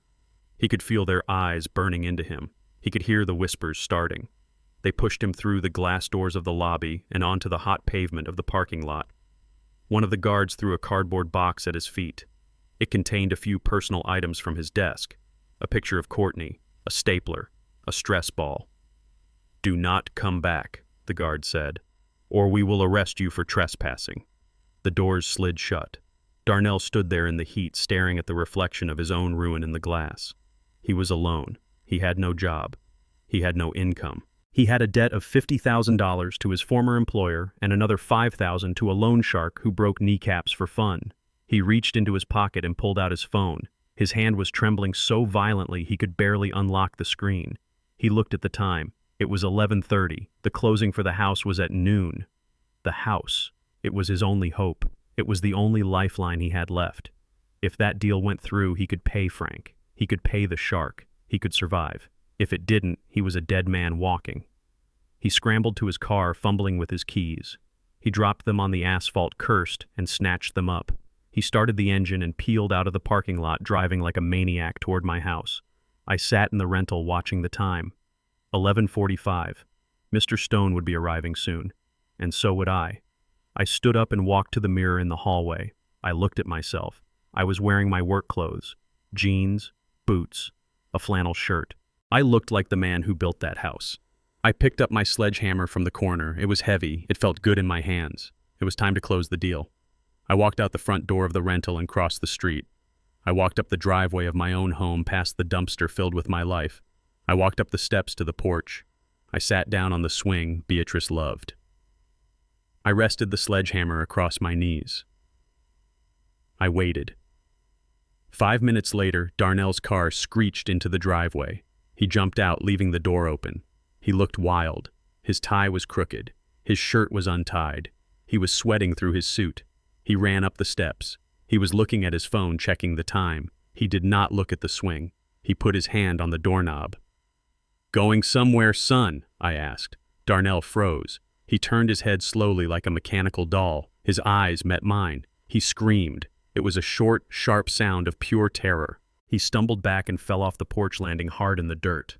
He looked up at me, scrambling backward on his hands and feet like a crab. "Dad," he whispered, You are in Mexico." I stood up slowly, gripping the sledgehammer. "I missed the boat," I said. Darnell's face was the color of old ash. He looked at the driveway where Mr. Stone's black sedan was just pulling in. He looked at Courtney, who was opening the front door from the inside, a big smile on her face, ready to welcome the buyer. He looked back at me, and in that moment, he knew. He knew the cruise was a trap. He knew the buyer was a fake. He knew the job was gone. He knew that the roof he had tried to steal was about to collapse on top of him. "Hello, Darnell," I said. "Welcome home. Now get off my property before I forget that I am a Christian man." Darnell sped out of the driveway like the devil was snapping at his heels. He was gone to beg, borrow, or steal the $50,000 he needed to keep Frank Miller from calling the cops. He looked desperate. He looked like a man who was watching the walls of his life close in. I watched him go from my window across the street. I sipped my lukewarm coffee. He thought he was running to save his future. He did not know he was running on a treadmill. He wasn't going anywhere. As soon as his taillights disappeared around the corner, Courtney's demeanor changed. She did not look worried about her husband. She did not look stressed about the debts or the house or the lies. She looked relieved. She walked to the mirror in the hallway. I watched on the monitor as she fluffed her hair and reapplied her lipstick. She unbuttoned the top button of her blouse. She hummed a little tune. It was not the behavior of a woman on the brink of financial ruin. 10 minutes later, a white Range Rover pulled into the driveway. It was new, expensive. A man stepped out. He was tall, white, blonde hair tied back in a messy bun. He was wearing yoga pants and a tight tank top that showed off muscles he probably spent hours looking at in the mirror. I knew him. Not personally, but I had seen him on Courtney's Instagram. Julian, her yoga instructor, her spiritual guide. He walked up to the front door like he owned it. He did not knock. Courtney opened the door before he could reach for the handle. She threw her arms around his neck. He lifted her off the ground. They kissed right there in the doorway of the house I built with my own hands. My stomach turned. Darnell was out there trying to commit felonies to buy her the life she wanted, and she was bringing another man into his home the second he left. They walked inside. Courtney kicked the door shut with her heel. I sat down at the desk and put my headphones on. I turned the volume up. I wanted to hear every word. I wanted to hear the sound of the final nail being driven into Darnell's coffin. They walked past the hole in the wall where the prayer room used to be. Julian looked at it and laughed. "Wow, babe," he said. "You really did a number on this place. It looks like a war zone." "It is a work in progress," Courtney said. Her voice was light and flirtatious. Or it was. Now it is just a cash cow. They walked into the living room. The furniture was gone thanks to the dumpster, but there was still a rug on the floor. Julian dropped his gym bag. He pulled out a bottle of wine. Courtney went to the kitchen and came back with 2 glasses. My crystal glasses, the ones Beatrice only used for Christmas. They sat on the floor leaning against the wall. They toasted. "To new beginnings," Julian said. "To the end of errors." Courtney corrected him. I zoomed the camera in. The resolution was high enough to see the sweat on Julian's forehead. He looked nervous but excited. The kind of excitement a thief gets when he thinks the coast is clear. "So is it true?" Julian asked. "Is the deal really happening?" "Tomorrow at noon," Courtney said. She took a long drink of wine. $480,000. Cash. The wire hits the account by Friday. Julian whistled. "That is a lot of cheddar. And Darnell. He thinks you are going to use it to pay off his debts." Courtney laughed. It was a cold, sharp sound that cut through the audio feed. "Darnell is an idiot," she said. "He thinks we are going to pay off the house and invest the rest. He thinks we are going on a second honeymoon to Italy." She leaned in closer to Julian. She ran a hand down his arm. "He has no idea," she whispered. "The second that money hits the joint account, I am moving half of it. I opened a new account last week, offshore, in the Caymans, untraceable." My eyebrows shot up. The Caymans. She was smarter than Darnell, more dangerous. "And then," Julian asked. "And then I file for divorce," she said simply. "I cite financial infidelity. I tell the judge he gambled away our savings. I tell them he is unstable. I take my half and I leave him with the debt. He will be lucky if he does not end up in jail." She paused and took another sip of wine. "I am done, Julian. I am done with this whole charade.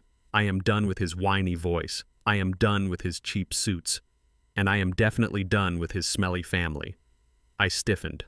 I leaned closer to the screen. "What do you mean?" Julian asked. "You know what I mean," Courtney said. Her face twisted into a sneer of pure disgust. "I am tired of pretending I like their food. I am tired of pretending I respect their history. It is all so loud and ghetto. I hate it. I hate this house. I hate the way it smells like fried grease and old men." She looked around the empty room like it was a prison cell. "I deserve better," she said. "I deserve a life where I do not have to apologize for wanting nice things. I deserve someone who looks good on my arm, someone like you." Julian smiled. He kissed her forehead. "And what about the old man?" he asked. "Lester. Is he going to be a problem?" Courtney waved her hand dismissively. "Lester is gone," she said. "He is on a boat to nowhere. By the time he realizes what happened, he will be stuck in some third-rate hospice in Mexico eating beans and rice and waiting to die." "But won't he call?" Julian asked. "Won't he try to come back?" "Let him try," Courtney said. "Who is going to listen to him? He is 70. He is black.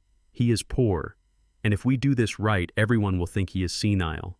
I already planted the seeds with the neighbors. I told everyone he was losing his mind. If he shows up screaming about his house being sold, the cops will just take him to the psych ward." She laughed again. "Let the old man rot," she said. "He lived his life. He built his little pile of bricks. Now it is my turn to cash it out."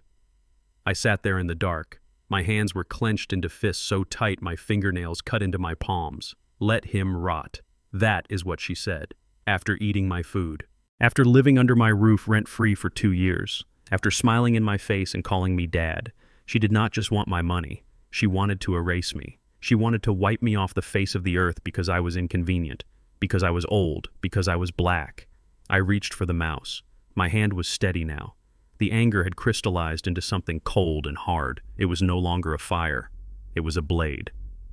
I clicked the save button. Recording saved. I looked at the file. It was 10 minutes of pure confession. Conspiracy to commit fraud. Premeditated theft. Hate speech. Adultery. It was enough to bury her. It was enough to make sure she never saw a dime of anyone's money ever again. I opened my email. I attached the file. I typed Darnell's email address in the recipient field. My finger hovered over the send button. I could send it now. I could blow up his world right this second. He was probably sitting in his car somewhere, crying over his lost job and his lost honor. If I sent this, he would know the truth. He would know his wife was a snake. But then I stopped. If I sent it now, he might do something stupid. He might come home and kill her, or he might fall apart completely and ruin the closing tomorrow. And I needed him at that closing. I needed both of them there. I needed them to sign the papers. I needed them to commit the crime fully and completely in front of witnesses. Sending this now would be mercy. It would save him from the final humiliation, and Darnell did not deserve mercy. Not yet. He needed to feel the full weight of his choices. He needed to stand in that room tomorrow thinking he had won, thinking he was safe, thinking he was loved, only to have the floor drop out from under him.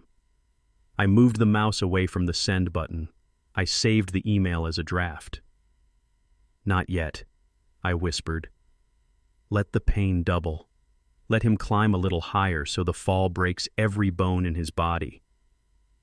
I turned back to the monitor. Courtney and Julian were getting up. They were walking toward the stairs, toward the master bedroom. I switched the camera feed. They walked into my room, the room where Beatrice and I slept for 40 years. The bed was stripped because Courtney had thrown away the sheets, but the mattress was still there. They did not care. They fell onto the mattress. I turned off the monitor. I did not need to see that. I had seen enough. I sat in the silence of the rental house. I felt old. I felt tired. But underneath the fatigue, there was a current of power. I held their lives in my hand. I held their future in a digital file on my laptop. They were playing checkers. I was playing chess. And I was 3 moves away from checkmate. My phone buzzed on the table. It was a text from Darnell. Hey, Dad.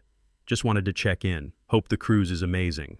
I am holding down the fort here. Everything is great. Love you. I stared at the message, the audacity, the lies. Love you. He did not know what love was. Love was protection. Love was sacrifice. Love was building a foundation so strong it could weather any storm. He was building on sand, and the tide was coming in. 2 hours later, Darnell's car pulled into the driveway. The Range Rover was gone. Julian had slipped out the back way 10 minutes earlier. I watched Darnell walk into the house. He looked exhausted. His suit was rumpled. His tie was loose. He looked like a man who had spent the day begging for his life. He walked into the kitchen. Courtney was there washing the wine glasses. She had put her blouse back on. She looked fresh, innocent. Hey, baby, Darnell said. He walked up to her and kissed her cheek. He did not smell the other man's cologne. He did not see the flush on her skin. How was work? Courtney asked. She did not look at him. She kept scrubbing the glass, washing away the evidence. Darnell slumped against the counter. It was fine. He lied. Just a long day. Frank is riding me hard, but it does not matter. He straightened up. He forced a smile onto his face. It looked painful. Because I have good news, he said. Courtney turned off the water. She turned to face him. Her eyes lit up. Not with love, with greed. Did you talk to Stone? She asked. I did, Darnell said. He pulled a folded paper out of his pocket. It was a printout of an email. He sent over the contract. We sign tomorrow at noon. The notary is coming to the house. The funds are already in escrow. Courtney squealed. She threw her arms around him. We did it, she screamed. We actually did it. Darnell hugged her back. He buried his face in her neck. He looked like he was holding onto a life preserver. We are going to be rich, babe, he whispered. We are going to be free. No more debts, no more worries, just us. Just us, Courtney repeated. She looked over his shoulder. She looked right at the camera hidden in the smoke detector. She winked. I felt a cold shiver go down my spine. She was a monster. A beautiful, heartless monster. And my son was her prey. I picked up my phone. I texted Clint. Closing is confirmed. Noon. Bring the notary. And bring the sheriff. Clint replied with a thumbs-up emoji. I looked out the window at my house one last time. The lights were going out downstairs. They were going to bed. They were going to sleep soundly, thinking they had gotten away with the heist of the century. Sleep tight, I whispered. Because when you wake up, the nightmare begins. I went to the closet and pulled out my suit. My best suit. the one I wore to Beatrice's funeral. I brushed it off. I polished my shoes. Tomorrow, I was going to a funeral, the funeral of my son's life, and I was going to deliver the eulogy personally. The office Clint had rented for the closing was perfect. It was located in a strip mall next to a dry cleaner and a payday loan shop. It smelled of stale coffee and industrial carpet cleaner. It was the kind of place you went when you wanted to do business fast and cheap. It was exactly the kind of place Darnell would trust. I sat in my command center across the street watching the feed from the hidden camera Clint had installed in the conference room. Darnell and Courtney were sitting across the desk from Clint. They looked like two children called to the principal's office. Darnell was wiping his palms on his pants every 30 seconds. Courtney was tapping her foot a rapid staccato rhythm that vibrated through the audio feed. Clint was putting on the performance of a lifetime. He had slicked his hair back and put on a pair of thick wire-rimmed glasses that magnified his eyes. He wasn't playing the high-powered attorney today. He was playing the stickler, the bureaucrat, the man who lived to find a mistake. He held the power of attorney document up to the light. He squinted at it. He ran his thumb over the signature. My signature. Or rather, the forgery Darnell had spent hours practicing at the kitchen table. "This ink looks fresh," Clint grunted. Darnell froze. He swallowed hard. "Well, yes," Darnell stammered. "He signed it right before he left. Just yesterday morning." Clint hummed, a low, skeptical sound. He placed the paper back on the desk and smoothed it out with his hand. He picked up a magnifying glass. I watched Darnell's eyes widen. He looked at Courtney. She gave him a sharp look, telling him to keep it together. "The signature is a little shaky," Clint said. "It does not match the driver's license on file exactly. He is old." Courtney interjected, her voice shrill. His hands shake. "He has arthritis." Clint looked up over the rim of his glasses. He stared at Courtney until she looked away. "Arthritis," Clint repeated. "Interesting. The date on the notary's stamp is from a mobile notary in Cobb County. I do not recognize the name. We used a service," Darnell said quickly. "It was last minute." Clint leaned back in his chair. The cheap leather creaked loudly. He took off his glasses and cleaned them with his tie. He let the silence stretch out. He let them sweat. I could see the perspiration beading on Darnell's upper lip. He was terrified. He knew that piece of paper was fake. He knew that if this man figured it out, he was going to jail. But he didn't know that the man across the desk was my best friend. He didn't know that Clint had drafted my real power of attorney 10 years ago. "I suppose it looks acceptable," Clint said finally. Darnell let out a breath that sounded like a tire deflating. "Great," Darnell said. "So we can sign. We can get the funds." "Not so fast," Clint said. He held up a hand.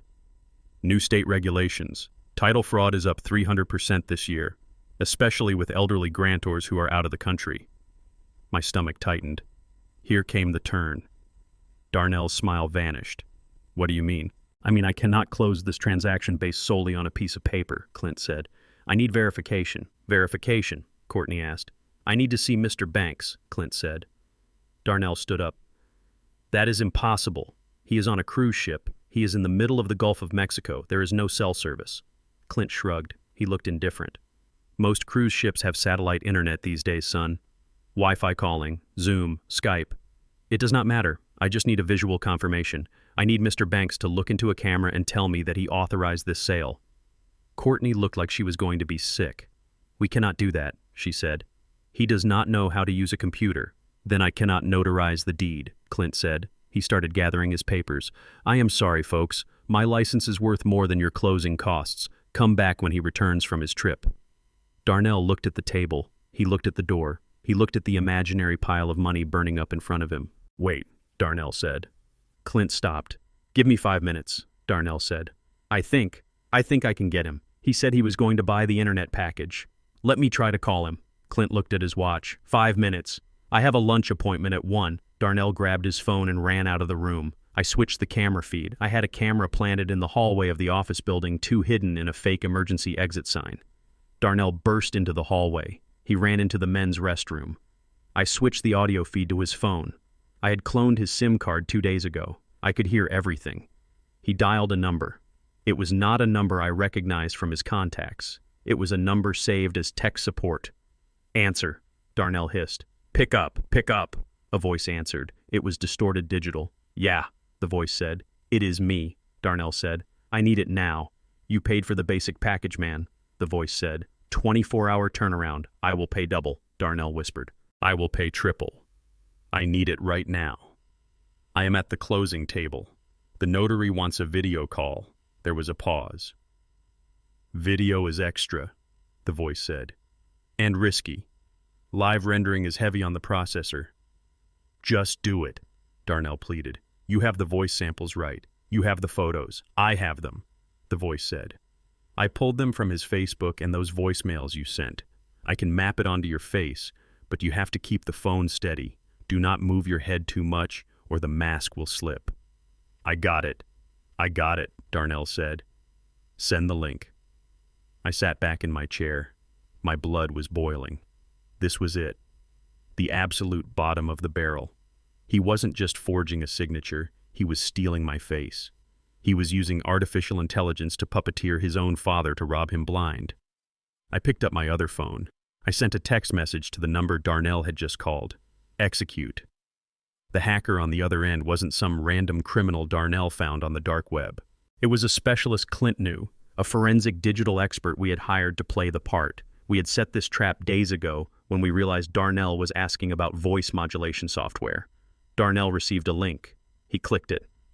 I watched on the bathroom camera as he held the phone up to his face. He stared into the screen. Suddenly his face changed. On the screen of his phone, he wasn't Darnell Banks anymore. He was Lester Banks. It was terrifying. It was me. The wrinkles were there, the gray in the beard, the way my left eyelid drooped slightly. Darnell moved his mouth. Hello, he whispered. The face on the screen moved. The voice that came out was not Darnell's high-pitched whisper. It was my voice. Deep. Gravelly. Hello, the AI said. It works. Darnell breathed. Oh, thank God. He ran back out of the bathroom. He composed himself before opening the office door. He walked in holding the phone like it was a holy relic. I got him, Darnell said. The connection is bad, but he is here. He put the phone on the desk, propped up against a stapler so the camera was facing Clint. Clint put his glasses back on. He leaned in. Mr. Banks, Clint asked, can you hear me? I sat across the street. I had the override control. The hacker was routing the feed through my laptop before it went to the phone on the desk. I could have cut the feed. I could have made the face say, I am being robbed. But I didn't. I typed a command into the chat window with the hacker. Let him speak. Darnell sat behind the phone out of the camera's view. He spoke. Yes, the AI voice boomed through the office speaker. I can hear you. Who is this? This is the notary, Clint said. I have your son Darnell here. He is presenting a power of attorney to sell your property at 14 Oak Street. Do you authorize this transaction? Darnell's lips moved silently, mouthing the words. Yes. The AI face nodded stiffly. I authorize it. Darnell has my full permission. Sell the house. I am not coming back. Clint looked at the screen. He looked at the pixelated eyes of his best friend. He looked at the digital mask that was hijacking my identity. Are you sure, Mr. Banks? Clint asked. You understand that this sale is final. I am sure, the AI said. Just get it done. I want to enjoy my retirement. The connection flickered. The hacker added some static to make it look realistic. Dad, Darnell said, leaning in. Thanks, Dad. We love you. I typed one last command. Goodbye, son, the AI said. Then the screen went black. Darnell let out a breath he must have been holding for 5 minutes. He slumped back in his chair. He looked exhausted. He looked triumphant. Well, Darnell said, is that enough for you? Clint sat back. He took off his glasses. He looked at Darnell with a look that should have withered him. It was a look of profound disappointment. Yes, Clint said quietly. That is enough. He picked up his stamp. He inked it. Thump. He pressed it onto the deed. Thump. He pressed it onto the power of attorney. It is valid, Clint said. Courtney clapped her hands. She looked like she had just won the lottery. Thank you, she said. Thank you so much. Darnell was grinning. A wide, arrogant grin. He thought he was a genius. He thought he had used technology to outsmart the system. He grabbed the papers. "Where is the buyer?" Darnell asked. "Where is Mr. Stone?" "He is waiting at the bank," Clint said. "Take these documents to him. He will release the wire transfer." Darnell and Courtney stood up. They shook Clint's hand. They walked out of that office like they owned the world. I watched them go. I looked at the black screen on my laptop where my own face had just been used against me. They did not know what they had just done. Forging a signature is a state crime. It is fraud. It is bad. But using digital technology to impersonate a person across state lines or international waters, since they claimed I was in Mexico to facilitate a financial transaction involving a federally insured bank, that was wire fraud. That was identity theft. That was cybercrime. And because they used a telecommunications device to do it, they had just triggered the interest of the Federal Bureau of Investigation. Darnell wanted to play with the big boys. He wanted to use high-tech tools. Well, he just leveled up. He wasn't facing a few months in county jail anymore. He was looking at 20 years in a federal penitentiary. I picked up my phone. I called Clint. "Did you get the recording?" I asked. "Clear as a bell," Clint said. "I have the screen capture. I have the IP logs from the hacker showing the request came from Darnell's phone. I have the video of him in the bathroom setting it up." "Good," I said. "Les," Clint said. His voice was heavy. That was hard to watch. Seeing your face saying those things. "It was not me, Clint," I said. "It was a ghost. And ghosts are hard to catch. But men are easy." I looked out the window. Darnell and Courtney were getting into their car. They were high-fiving. They were driving to meet Mr. Stone. They were driving to collect their money. They were driving straight off a cliff. "Call the sheriff, Clint," I said. "And call the feds. Tell them we have a live one." I hung up. I stood up and walked to the closet. I took out my suit jacket. I put it on. I straightened my tie. It was time to go to the funeral. My son had just killed himself. He didn't use a gun. He didn't use a rope. He used an app on his phone and a heart full of greed. And now I had to go bury him. The house was a shell. Darnell and Courtney had stripped it bare, throwing 40 years of my life into a dumpster to please a buyer who did not exist. But that night, they filled the emptiness with noise. They dragged in plastic folding tables and cooler chests filled with expensive vodka. They strung lights from the ceiling where my chandelier used to hang. They were throwing a victory party on the grave of my legacy. I sat in the dark rental across the street watching the feed. The guests were arriving. They were not Darnell's friends. I did not see any of the boys he grew up with or the guys from his poker games. These were Courtney's people. Women in cocktail dresses that cost more than my first car, and men in boat shoes who looked at my neighborhood like they were on a safari. Darnell was playing the host, but he looked like a waiter. He was running around, filling drinks, laughing too loud at jokes he did not understand. He was desperate to belong. He wanted to be one of them so badly, he had sold his father down the river for a ticket to the club. Courtney was in her element. She was holding court in the center of the empty living room, swaying slightly. She was already drunk. I could tell by the way her eyes lost focus and her voice pitched up into a screech. I turned up the volume on my headphones. "This place is a teardown anyway," Courtney shouted to a blonde woman holding a martini. "Honestly, we are doing the neighborhood a favor. It smells like old grease and bad decisions in here." The guests laughed. Darnell laughed too, though his smile looked like a grimace. Julian was there, the yoga instructor, the lover. He was leaning against the wall watching Courtney with a possessive smirk. Darnell handed him a beer and Julian patted him on the head like a dog. "Thanks, buddy," Julian said. "Good job on the sale." Darnell beamed. "Thanks, man. We really pulled it off." I watched Courtney stumble. She grabbed Julian's arm to steady herself. She lingered there a second too long. Her hand slid down his bicep. Darnell was right there refilling a bowl of ice, but he did not see it. He was blind.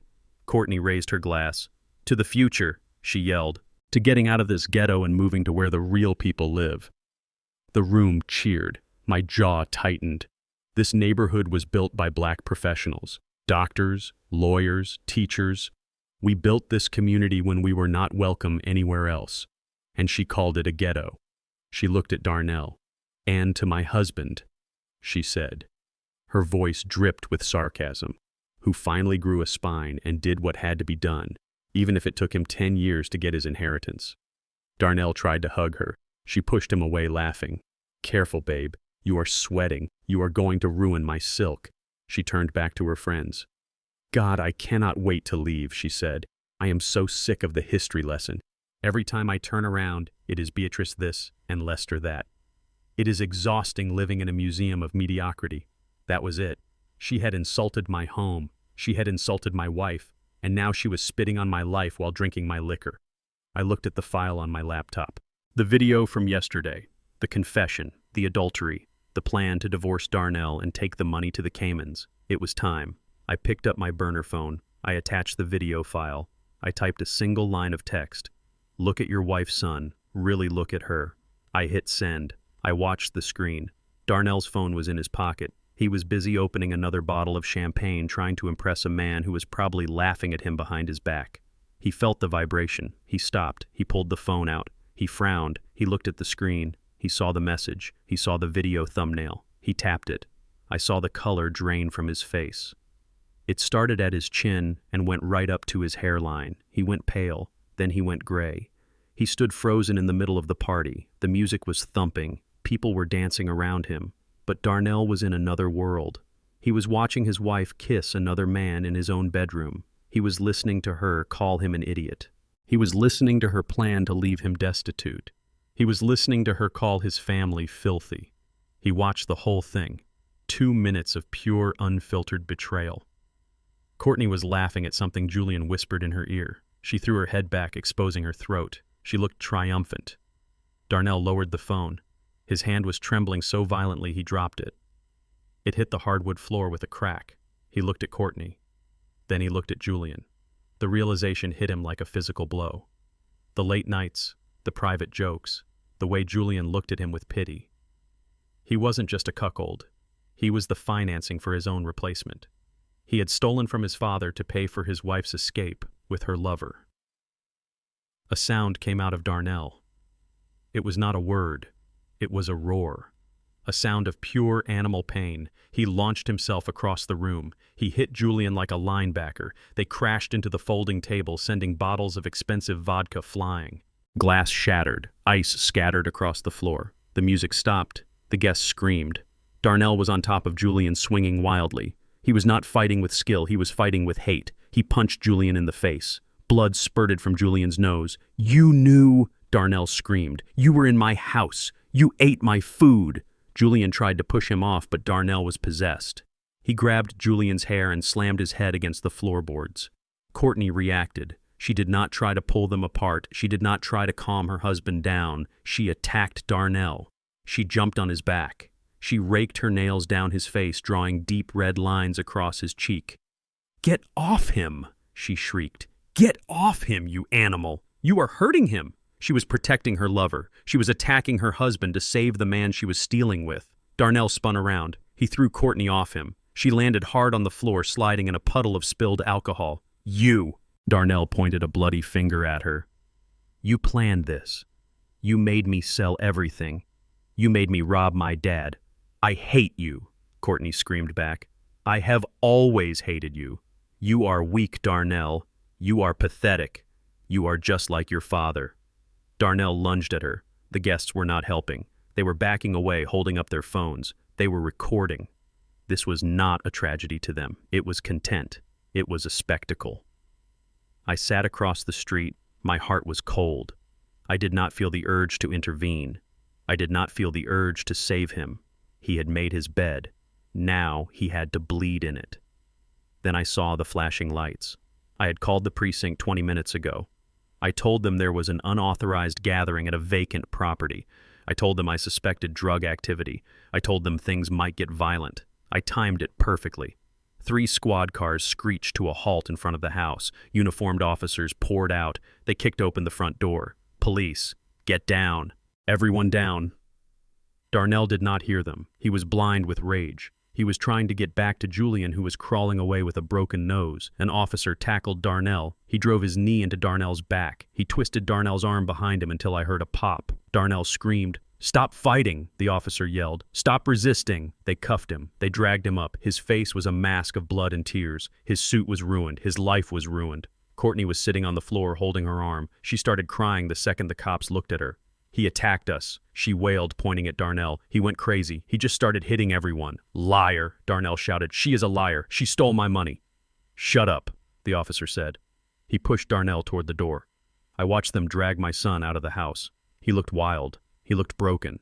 He looked at the house across the street at the dark window where I sat, but he could not see me. Dad, he screamed into the night. Dad, help me.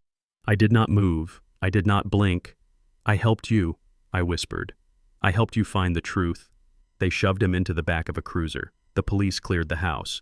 They took statements from the guests who were all too eager to throw Darnell under the bus. Julian was loaded into an ambulance holding a towel to his face. Courtney refused medical attention. She sat on the front steps while the police wrapped up. She looked like a survivor of a shipwreck. Her dress was torn. Her hair was a mess. But when the police finally left, leaving her there because she claimed she lived there, she did not look sad. She stood up. She dusted herself off. She walked back into the empty, ravaged house. I zoomed the camera in. She was looking for her phone. She found it under a pile of trash. The screen was cracked, but it still worked. She dialed a number. Mr. Stone, she said. Her voice was shaking, but she forced it to be steady. Yes, everything is fine. Just a little family drama. Darnell had to leave town for an emergency. But I am here. I have the keys. The house is empty just like you wanted. She paused, listening. Yes. Noon tomorrow. I will be here. I have the signed deed. I have the power of attorney. Just bring the check. She hung up. She sat down on the floor in the middle of the empty room. She hugged her knees to her chest. She started to rock back and forth. She was delusional. She had just seen her husband arrested. She had just been exposed as an adulterer. Her life was in shambles, but she still thought the money was coming. She still thought she had won. She did not know that the check was never coming. She did not know that Mr. Stone was my lawyer's paralegal. She did not know that the deed she held was worthless paper. I watched her for a long time. She looked small in the empty house. She looked like a ghost haunting a graveyard she had dug herself. Tomorrow, I whispered. Tomorrow the sun would come up and the truth would burn her alive. I closed my laptop. I stood up. I walked to the bedroom of the rental house. I lay down on the bed. I stared at the ceiling. My son was in a cell. My daughter-in-law was sitting in the wreckage of my home waiting for a payday that was a mirage. It was a tragedy. It was a waste. But it was necessary. You cannot build a future on a foundation of lies. You have to tear it down to the bedrock. And tomorrow, I was going to bring the bulldozer. 48 hours had passed since the police dragged my son out of his own victory party. The silence in the house across the street was heavy like the air before a tornado. I sat in my rental sipping black coffee watching the feed. The living room was empty of furniture but full of tension. Courtney was pacing. She had been pacing for 2 days. She wore the same torn dress she had on the night of the fight. Her hair was matted. Her makeup was smeared down her cheeks like war paint gone wrong. She held her phone in a death grip, pressing redial over and over again. She was calling Mr. Stone. She was calling the buyer who promised her $480,000 in cash. Please leave a message, the automated voice said through the speakerphone. She screamed. It was a ragged sound. She threw the phone onto the floor but picked it up immediately, checking for cracks. She needed that phone. It was her only link to the fantasy she had built. Where are you? She whispered to the dial tone. You said noon. You said the money was in escrow. She did not know that Mr. Stone was currently sitting in my lawyer's office drinking scotch and laughing about the easiest acting gig of his life. She did not know the number she was calling had been disconnected an hour ago. The front door opened. Darnell walked in. He looked like a corpse that had been dug up and reanimated. His face was a map of bruises. His left eye was swollen shut, his lip was split. He walked with a limp favoring the leg the police officer had twisted. He had been bailed out an hour ago. I knew because I received the notification from the bail bondsman I had anonymously tipped off about the title to Courtney's Range Rover. She had signed it over to get him out, not because she loved him, but because she needed him to sign the closing papers. Darnell stood in the doorway, blinking in the dim light. He looked at Courtney. He looked at the empty room. He looked at the hole in the wall where the prayer room used to be. Did he call? Darnell rasped. His voice was wrecked. No. Courtney snapped. She did not ask if he was okay. She did not ask about jail. She did not look at his injuries. She only cared about the money. Maybe he got the time wrong, Darnell said. He limped into the room and collapsed onto the floor. He leaned his back against the wall, closing his good eye. Maybe he is coming later. He is not coming later, Courtney yelled. She was vibrating with panic. He was supposed to be here yesterday. He said 48 hours. That time is up, Darnell. She walked over to him and kicked his shoe. Get up, she hissed. Go wash your face. You look like a convict. If he walks in here and sees you looking like that, he is going to pull the deal. Darnell laughed. It was a dry, broken sound. I am a convict, Courtney, he said. Or I will be soon. They charged me with assault. They charged me with resisting arrest. That does not matter, Courtney said. We get the money, we leave the country. We go to a place that does not have extradition. We just need the check. She was delusional. She was clinging to the wreckage of a sinking ship, convinced it was a raft. I watched them for a moment longer. The broken son. The desperate wife. Sitting in the hollowed-out shell of my legacy, waiting for a savior who was actually their executioner. It was time. I stood up. I walked to the mirror in the hallway of the rental. I was not wearing my work boots today. I was wearing a three-piece black suit. It was tailored, sharp. I put on a fedora not to hide my face, but to frame it. I picked up a walking stick. It was made of ebony with a silver handle. I did not need it to walk. I carried it because it had weight. It had authority. I looked at myself in the glass. I did not look like a victim. I did not look like a retiree. I looked like Judgment Day. I walked out the door. Clint was waiting in the driveway. He was wearing his courtroom suit. He looked grim. Behind him stood two men in windbreakers. On the back of their jackets in bold yellow letters were 3 letters. FBI. Ready, Les? Clint asked. I nodded. Let us go close this deal. We crossed the street. The sun was high overhead, beating down on the pavement. The neighborhood was quiet. The neighbors were watching from behind their curtains. They knew something was happening. They had seen the police cars. They had heard the screaming. Now they were going to see the finale. I walked up the driveway. I passed the dumpster, still overflowing with my belongings. I did not look at it. That was the past. I was focused on the future. I walked up the steps to the porch. I reached into my pocket and pulled out my key. The key to the house I built. The key Darnell thought he had taken from me. I put the key in the lock. It turned with a smooth, heavy click. I pushed the door open.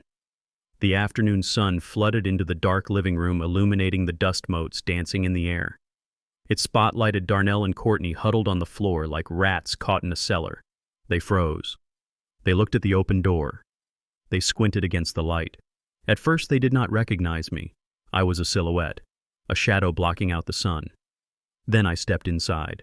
The cane tapped against the hardwood floor. Tap, tap, tap. I took off my hat. Courtney let out a scream that sounded like tearing metal. She scrambled backward on her hands and heels, pushing herself away from me until her back hit the far wall. Her eyes were wide, showing white all around the irises. Ghost, she shrieked. Ghost. He is dead. He is dead. She was hyperventilating. She truly believed I was a spirit come back to haunt her. In a way, she was right. Darnell did not scream. He stopped breathing.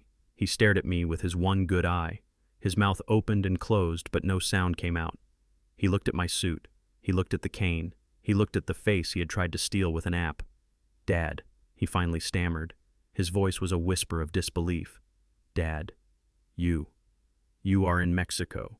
You are on the boat. I walked further into the room. Clint followed me. Then the 2 federal agents stepped in, closing the door behind them and blocking the exit. The room suddenly felt very small. Darnell scrambled to his feet. He swayed dizzily. He held his hands out in front of him as if to ward off a blow. We drove you, he babbled. We saw you go through security. You have the ticket. The hospice is waiting for you. He was confessing. In his shock, he was saying the quiet parts out loud. He admitted there was a hospice. He admitted it was a one-way trip. I stopped in the center of the room. I looked around. I looked at the scratches on the floor where they had dragged the furniture. I looked at the hole in the wall where Beatrice's prayer room used to be. I looked at the stain on the floor where Darnell had fought his wife's lover. It was a ruin, but it was my ruin. I looked at Darnell. Mexico is hot this time of year, son, I said. My voice was calm, deep, and cold as the bottom of the ocean. I took off my sunglasses and folded them slowly, placing them in my breast pocket. I decided I would rather stay here, I said. I wanted a front row seat. I like the circus, and watching you two clowns destroy your lives was the best show I have seen in 40 years. Darnell's knees gave out. He slid down the wall until he hit the floor. He looked at Clint. He looked at the FBI agents. "Who are they?" Courtney whispered. She was trembling so hard her teeth were chattering. "Who are those men?" I tapped the floor with my cane. "These gentlemen are here to facilitate your travel arrangements," I said. "Travel arrangements?" Darnell asked. His eyes darted around, looking for an escape, looking for Mr. Stone, looking for a way out of the trap. "Yes," I said. "You see that ticket to Mexico, the one you bought with my money, the one you thought was my death sentence?" I smiled. It was not a nice smile. "I exchanged it," I said. "Exchanged it." Courtney breathed. "Yes," I said. "I traded it in for 2 tickets to a much more exclusive destination. It is all-inclusive, room and board, security, 3 meals a day. You won't have to worry about rent. You won't have to worry about loan sharks." I signaled to the agents. They stepped forward, pulling handcuffs from their belts. The metal clicked ominously in the silent room. "Where?" Darnell whispered. "Where are we going?" I looked him dead in the eye. "Federal prison." "Darnell," I said, "you are going to federal prison." Courtney screamed again. She tried to run. She scrambled toward the back door, her heels slipping on the hard wood. One of the agents moved faster than I thought possible. He grabbed her arm. She fought him, kicking and scratching, biting like a feral cat. "Get off me!" she yelled. "I am innocent! I did not do anything. It was him. It was all him." She pointed a shaking finger at Darnell. "He made me do it!" She shrieked. "He forged the signature. He used the app. He stole the money. I am just his wife. I did not know." Darnell looked at her. The betrayal on his face was absolute. He had ruined his life for her. He had destroyed his family for her. And she was throwing him to the wolves without a second thought. Liar. Darnell roared. He tried to lunge at her, but the other agent grabbed him, slamming him against the wall. "You planned it all," Darnell yelled, his face pressed against the plaster. "You wanted the money. You wanted the house. You told me to use the app. Enough," I said. My voice cut through the chaos like a whip crack. They both went silent. They looked at me. I reached into my jacket pocket. I pulled out a flash drive. I held it up. "You do not need to argue about who did what," I said. "I have it all right here." I walked over to the TV that was still mounted on the wall, the only thing they hadn't sold yet because they couldn't get it down. I plugged the flash drive into the side. I picked up the remote. I pressed play. The screen flickered to life. It was the video from the kitchen, the morning after I left. "We make him lose his mind." Darnell's voice boomed from the speakers. "We switch his meds. We hide his things." Then the video changed. It was Courtney talking to her mother. "We are gutting the prayer room," she said. "It smells like old people." Then the video changed again. It was the bathroom at the notary's office.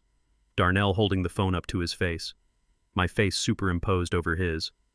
"I authorize it," the AI voice said. "Sell the house." I paused the video on that image, my own stolen face looking down at the son who stole it. Clint stepped forward. Identity theft.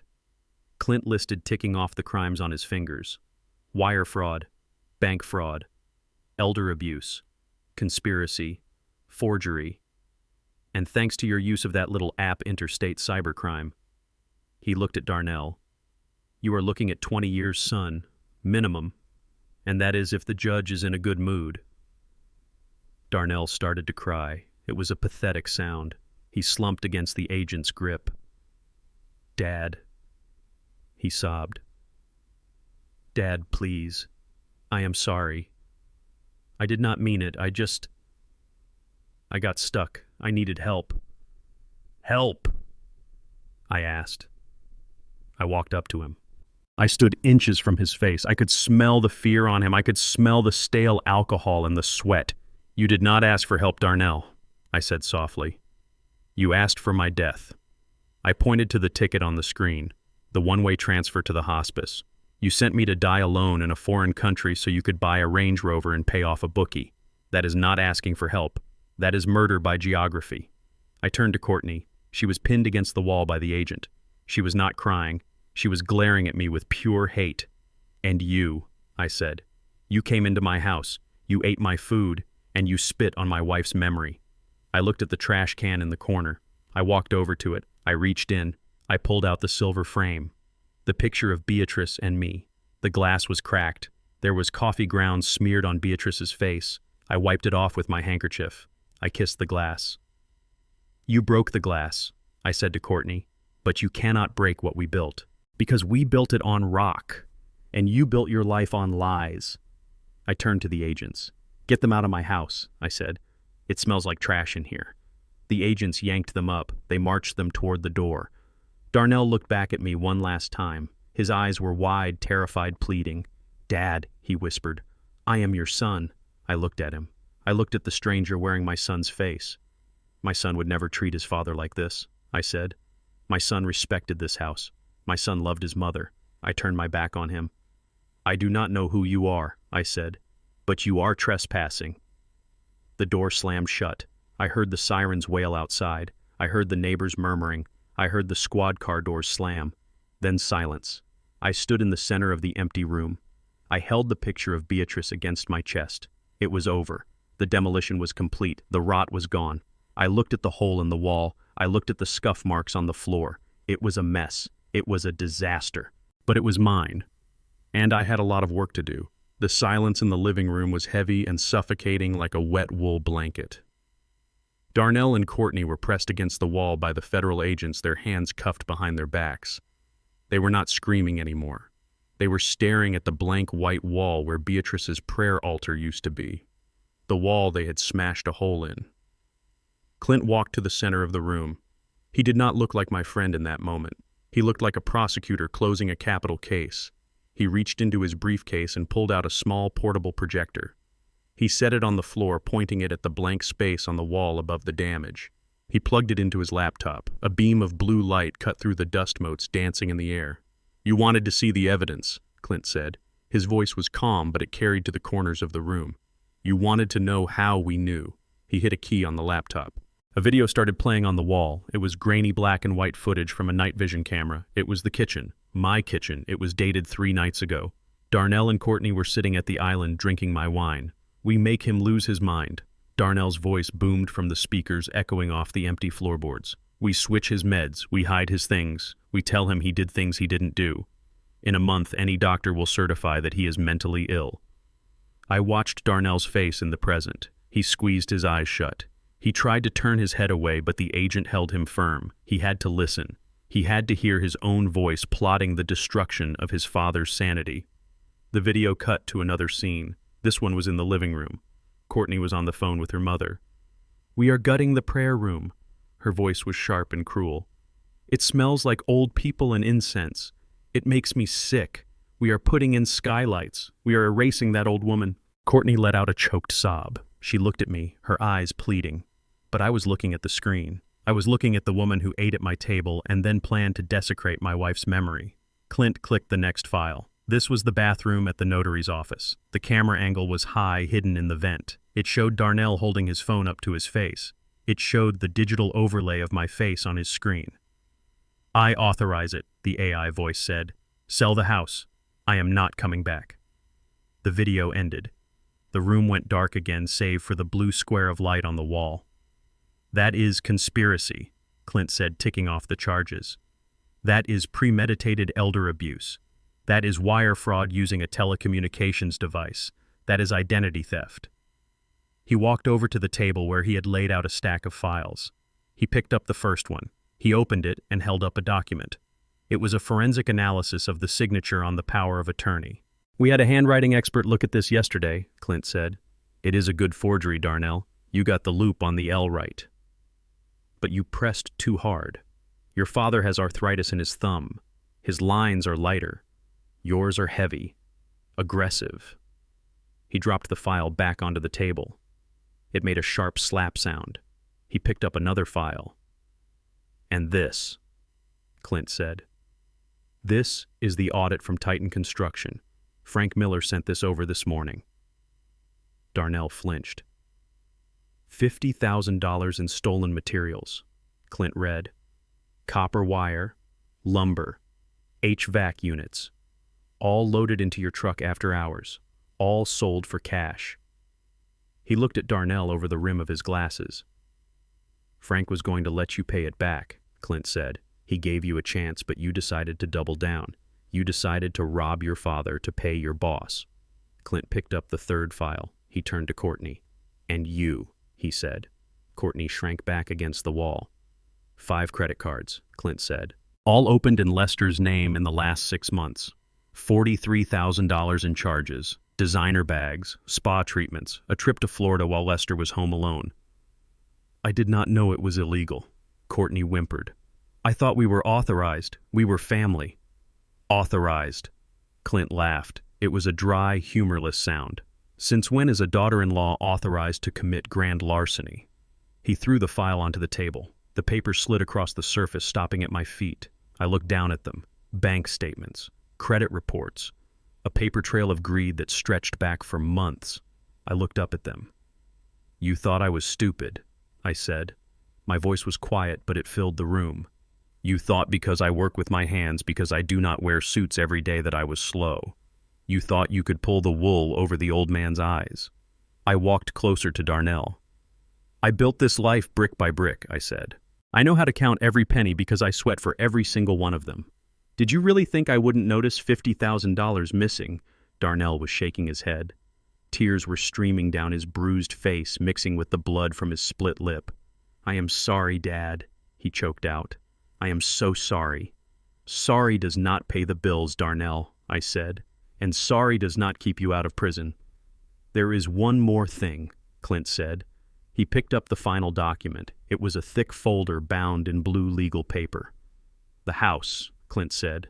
Darnell looked up. Hope flickered in his eyes for a second. A desperate, irrational hope. We sold it, Darnell whispered. We signed the papers. The money is in escrow. Even if we go to jail, the money is there, right? We can pay Frank. We can pay the lawyers. Clint smiled. It was the smile of a wolf. You did sign the papers, Clint agreed. You signed a warranty deed transferring the property at 14 Oak Street to Mr. Stone. So it is sold. Courtney breathed. Clint shook his head slowly. You cannot sell what you do not own, he said. Darnell frowned. What do you mean? Dad owns it. He has the deed. We found it in the nightstand. You found a piece of paper, I said, stepping in. You found a copy, an old copy. I pulled a document from my inside jacket pocket. I unfolded it. It was crisp, new. Look at the date, Darnell, I said, holding it up. He squinted. July 15th, he read. That was a month ago, I said. A month ago I sat down with Clint, I said, and I transferred the title of this property. I transferred the ownership of this house and the land it sits on. Transferred to who? Courtney asked. Her voice was barely a squeak. To the Georgia Black Veterans Support Fund, I said. Darnell's mouth opened. I donated it, I said. I retain a life estate. That means I can live here until I die. But I do not own it, Darnell, and neither do you. The room was silent. The only sound was the hum of the projector fan. You tried to sell a charity's house, Clint said.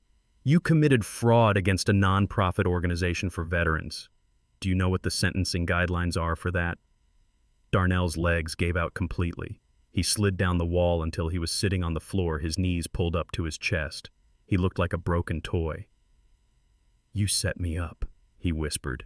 He looked up at me. His eyes were full of betrayal, full of accusation. You knew, he screamed. You knew we were going to try to sell it. You planted the deed. You hired the buyer. You set the whole thing up. He tried to stand up to lunge at me, but the agent pushed him back down. You gamed me, Darnell yelled. You gamed your own son. You let me dig my own grave. I looked down at him.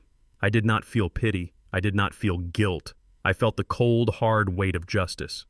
I did not game you, Darnell, I said. I tested you. I leaned down so I was eye to level with him.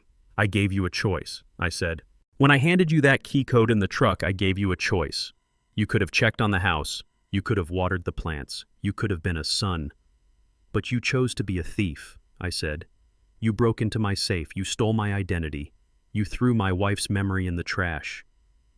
I stood up. I taught you how to use a hammer, Darnell, I said. I taught you how to frame a wall. I taught you how to build things that last. I pointed at the hole in the wall, the jagged ruin of the prayer room. I never taught you to hold a knife, I said, and I certainly never taught you to stab your father in the back with it. Darnell put his head in his hands and began to sob. It was a deep, guttural sound of total defeat. Courtney was staring at me. Her face was blank. She was in shock. The reality of her situation was finally settling in. There was no money, there was no Europe, there was no yoga studio, there was only a concrete cell and a prison jumpsuit. Get them out of here. Them out of, I said to the agents. The agents hauled them to their feet. Darnell could barely walk. He was dead weight. They dragged him toward the door. Courtney looked back at me one last time. You are a cruel old man, she hissed. You are going to die alone in this big, empty house. I looked at her. I looked at the picture of Beatrice on the mantel. I am never alone, I said, and I would rather be alone with my dignity than surrounded by snakes. They dragged them out the door. I heard the heavy thud of the squad car doors closing. I heard the engine start. I watched through the window as the lights flashed red and blue against the trees. They drove away. My son was gone. I turned back to the room. Clint was packing up the projector. He looked at me. He looked tired. Are you okay, Les? He asked. I looked around the room. It was a mess. It was dusty. It was empty. But it was quiet. I am fine, Clint, I said. I walked over to the hole in the wall. I ran my hand over the broken studs. We have some renovations to do, I said. Clint smiled, a sad, small smile. Yeah, he said. We do. I will call the contractor in the morning, I said. The real one. Miller. I picked up the picture of Beatrice again. I wiped a speck of dust from the glass. We are going to put it back exactly the way she liked it, I said. Exactly the way it was. The federal agents moved with a precision that was terrifying to watch. They stepped forward in unison, the heavy click of their boots on the hardwood floor signaling the end of the line for Darnell and Courtney. One agent pulled a pair of steel handcuffs from his belt. The metal caught the afternoon sun glinting like a promise kept. Darnell Banks. The agent said, his voice devoid of any emotion. You are under arrest for federal wire fraud, bank fraud, conspiracy to commit money laundering, and aggravated identity theft. Darnell did not move. He stood frozen, his arms hanging limp at his sides. He looked at the agent, then he looked at me. His eyes were glassy. He was in shock. The weight of the words was crushing him. Federal, aggravated, money laundering. These were not words he associated with himself. He thought he was just a guy trying to get ahead. He did not realize he had become a felon. Turn around, the agent ordered. Put your hands behind your back. Darnell complied slowly, moving like a man underwater. The cuffs snapped shut around his wrists. Click, click. The sound echoed in the empty room, final and absolute. Courtney Banks, the other agent said, turning to my daughter-in-law. You are under arrest for conspiracy to commit fraud, elder abuse, and financial exploitation of a vulnerable adult. Courtney shook her head violently. Her hair whipped around her face. No, she screamed. This is a mistake. I want a lawyer. I want my phone. You can make a call from the station May AM. The agent said, reaching for her arm. She pulled away, stumbling back toward the fireplace. Her heels scraped against the floor. She looked wild, trapped. Do not touch me, she shrieked. You have no right. I am a victim here. He forced me. She pointed a shaking finger at Darnell, who was standing with his head bowed, staring at his shoes. He is the criminal, she yelled. I just signed what he told me to sign.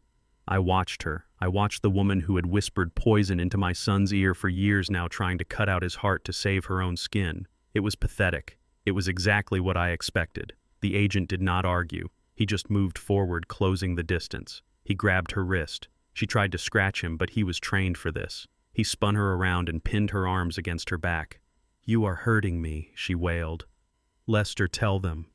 Tell them I took care of you. I looked at her. I looked at the woman who wanted to turn my wife's prayer room into a yoga studio. You took care of nothing, I said calmly. You took. That is all you ever did. The cuffs locked onto her wrists. She struggled, twisting her body, trying to kick the agent. Stop resisting, the agent warned, or we will add a charge of assaulting a federal officer. She went limp. She started to sob, loud, ugly sobbing that filled the empty house. It was over. The charges were read. The cuffs were on. The trap I had set with Clint and the FBI had sprung shut, and it had caught two rats who thought they were wolves. But Courtney had one last card to play, one last desperate lie she thought could save her from the cage she had built. She suddenly stopped crying. She looked up at the agent, then at me. Her face changed. The fear was replaced by a look of cunning that made my skin crawl. "You cannot arrest me," she said. Her voice was steady now, almost triumphant. The agent paused. "And why is that, Ma? Because I am pregnant," she announced. Darnell's head snapped up. He looked at her. "Pregnant?" "Yes," Courtney said, looking directly at me. "I am carrying your grandchild, Lester. You cannot put a pregnant woman in a federal holding cell. It is dangerous for the baby. I need medical attention. I need to go home." She looked down at her stomach, placing her cuffed hands over it protectively. "Please," she whispered, "for the baby." Darnell's face softened. Hope flickered in his eyes. A baby, he thought. Maybe this was a second chance. Maybe this changed everything. "Dad," Darnell said, his voice cracking. "If she is pregnant, you cannot let them take her. That is your blood." I looked at Darnell. I saw the desperate love in his eyes, the stupidity. He still wanted to believe her. After everything she had done, after she had thrown him under the bus, he still wanted to believe she carried his future. I looked at Courtney. She was smiling slightly, a small, smug curve of her lips. She thought she had found the loophole. She thought she had found my weakness. She did not know I had done my homework. I reached into the inside pocket of my jacket. I pulled out a manila envelope. I had carried it with me since the day Clint's investigator handed it to me. I walked over to the table where Clint was packing up his projector. I tossed the envelope down. It landed with a slap. "Open it, Darnell," I said. The agent holding Darnell stepped closer, allowing him to lean over the table. Darnell couldn't use his hands, but he could see the document sticking out of the top. "What is it?" Courtney asked. Her voice faltered. She looked at the envelope. She recognized the logo in the corner. "Grady Memorial Hospital." "It is your medical file, Courtney," I said. Her face went white, not pale. White, like a sheet, like death. "No," she whispered. "That is private. That is illegal. Not when it is part of a fraud investigation." Clint said, speaking up from the corner. "We subpoenaed your records to check for any history of mental illness that you might use as a defense. We found something else instead." I looked at Darnell. "Read the date, Darnell," I said. Darnell leaned in. He squinted at the paper.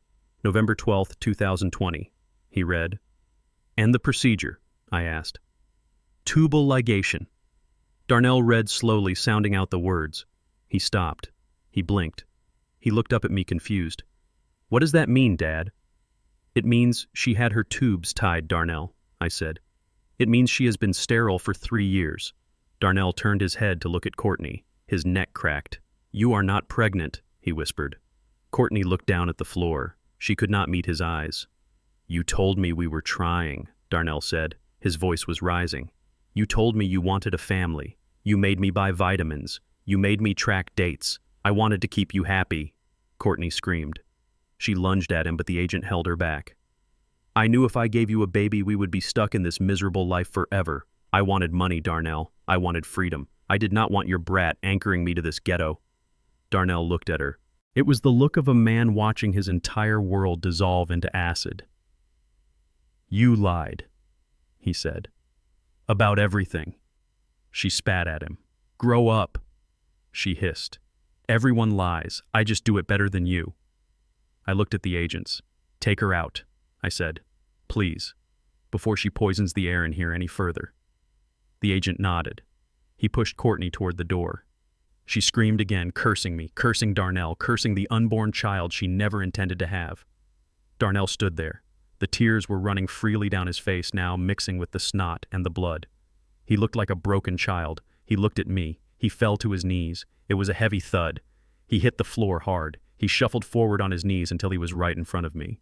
He tried to grab my legs with his cuffed hands. He pressed his forehead against my shoes. "Dad," he sobbed. "Dad, please. I am sorry. I was stupid. I was weak. She made me do it." He looked up at me. His eyes were red and swollen. "I am your son," he pleaded. "I am your only son. You cannot let them take me. You cannot let me go to prison. I will die in there, Dad. I am not like you. I am not strong." He was right. He was not like me. I had raised him to be strong, but he had chosen the easy path every time. Dad, he begged, remember when we went fishing? Remember when you taught me to drive? We are family. Blood is thicker than water. You always said that. I looked down at him. I remembered those moments. I remembered the little boy who used to sit on my shoulders. I remembered the teenager who helped me sand the deck. But then I remembered the other moments. I remembered him handing me the ticket to the hospice. I remembered him laughing as he threw my tools into the dumpster. I remembered him standing in the driveway holding my father's pocket watch. The watch. That was the moment. That was the cut that went too deep to heal. I stepped back, pulling my foot away from his touch. Get up, I said. He did not move. He kept crying. I said, get up, I commanded. My voice was like thunder in the small room. He scrambled to his feet, swaying unsteadily. You talk about family, I said. You talk about blood. I walked over to the window. I looked out at the dumpster sitting in the driveway, the metal tomb of my history. You held my father's watch in your hand, Darnell, I said without turning around. You held the one thing I asked you to keep safe, the one thing that connected you to your grandfather, to me. I turned back to face him, and you asked how much you could get for it at a pawn shop. You did not see history. You did not see love. You saw $200. Darnell sobbed. I was desperate, Dad. I was going to buy it back. Liar, I said. You were going to buy beer with it, or gas for a car you could not afford. I walked up to him. I looked him in the eye. My son would never sell his grandfather's legacy, I said. My son respected the past. I shook my head slowly. My son died the moment you decided to sell that watch, I said. I do not know who you are, but you are just a thief wearing my son's clothes. Dad, he whispered. Don't say that. I am not your father, I said. Not anymore. A father protects his children, but a man has to protect his home first. And you burned this home to the ground. I signaled the agent. Take him, I said.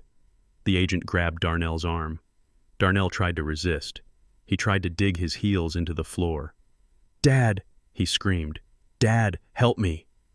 I watched them drag him to the door. He was fighting now, kicking and screaming like a toddler having a tantrum. But it was too late. The tantrum should have happened 20 years ago. The discipline should have happened then, too. Goodbye, Darnell, I whispered. They dragged him out onto the porch and down the steps. I followed them to the door. I wanted to see it. I needed to see it. Outside, the neighborhood had gathered. Mrs. Higgins from next door was standing on her lawn, her arms crossed. Mr. Johnson from down the street was there, leaning on his cane. Kids on bikes had stopped to watch. They all saw. They saw Courtney being shoved into the back of one cruiser, still screaming about her rights. They saw Darnell being pushed into the other cruiser, weeping like a baby. They saw the flashing blue lights reflecting off the windows of the house I built. Mrs. Higgins looked at me. She nodded, a slow, solemn nod of respect. She knew what this cost me. She knew what I had done. I nodded back. The officers slammed the doors shut. The engines roared to life. I stood on the porch leaning on my cane. I watched the cars pull away. I watched them turn the corner and disappear. They were gone.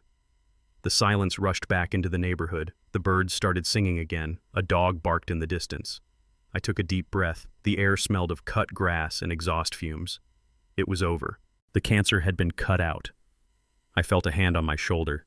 It was Clint. You okay, Les? He asked. I looked at the empty driveway. I looked at the dumpster. I am tired, Clint, I said. I know, he said. But I am free, I said. I turned and walked back into my house, my empty, broken, quiet house. I had a lot of cleaning up to do. But for the first time in years, the air inside felt clean. They say blood is thicker than water, but I learned that blood can drown you just as fast as the ocean. My son thought he was handing me a one-way ticket to my end, but he actually gave me a new beginning.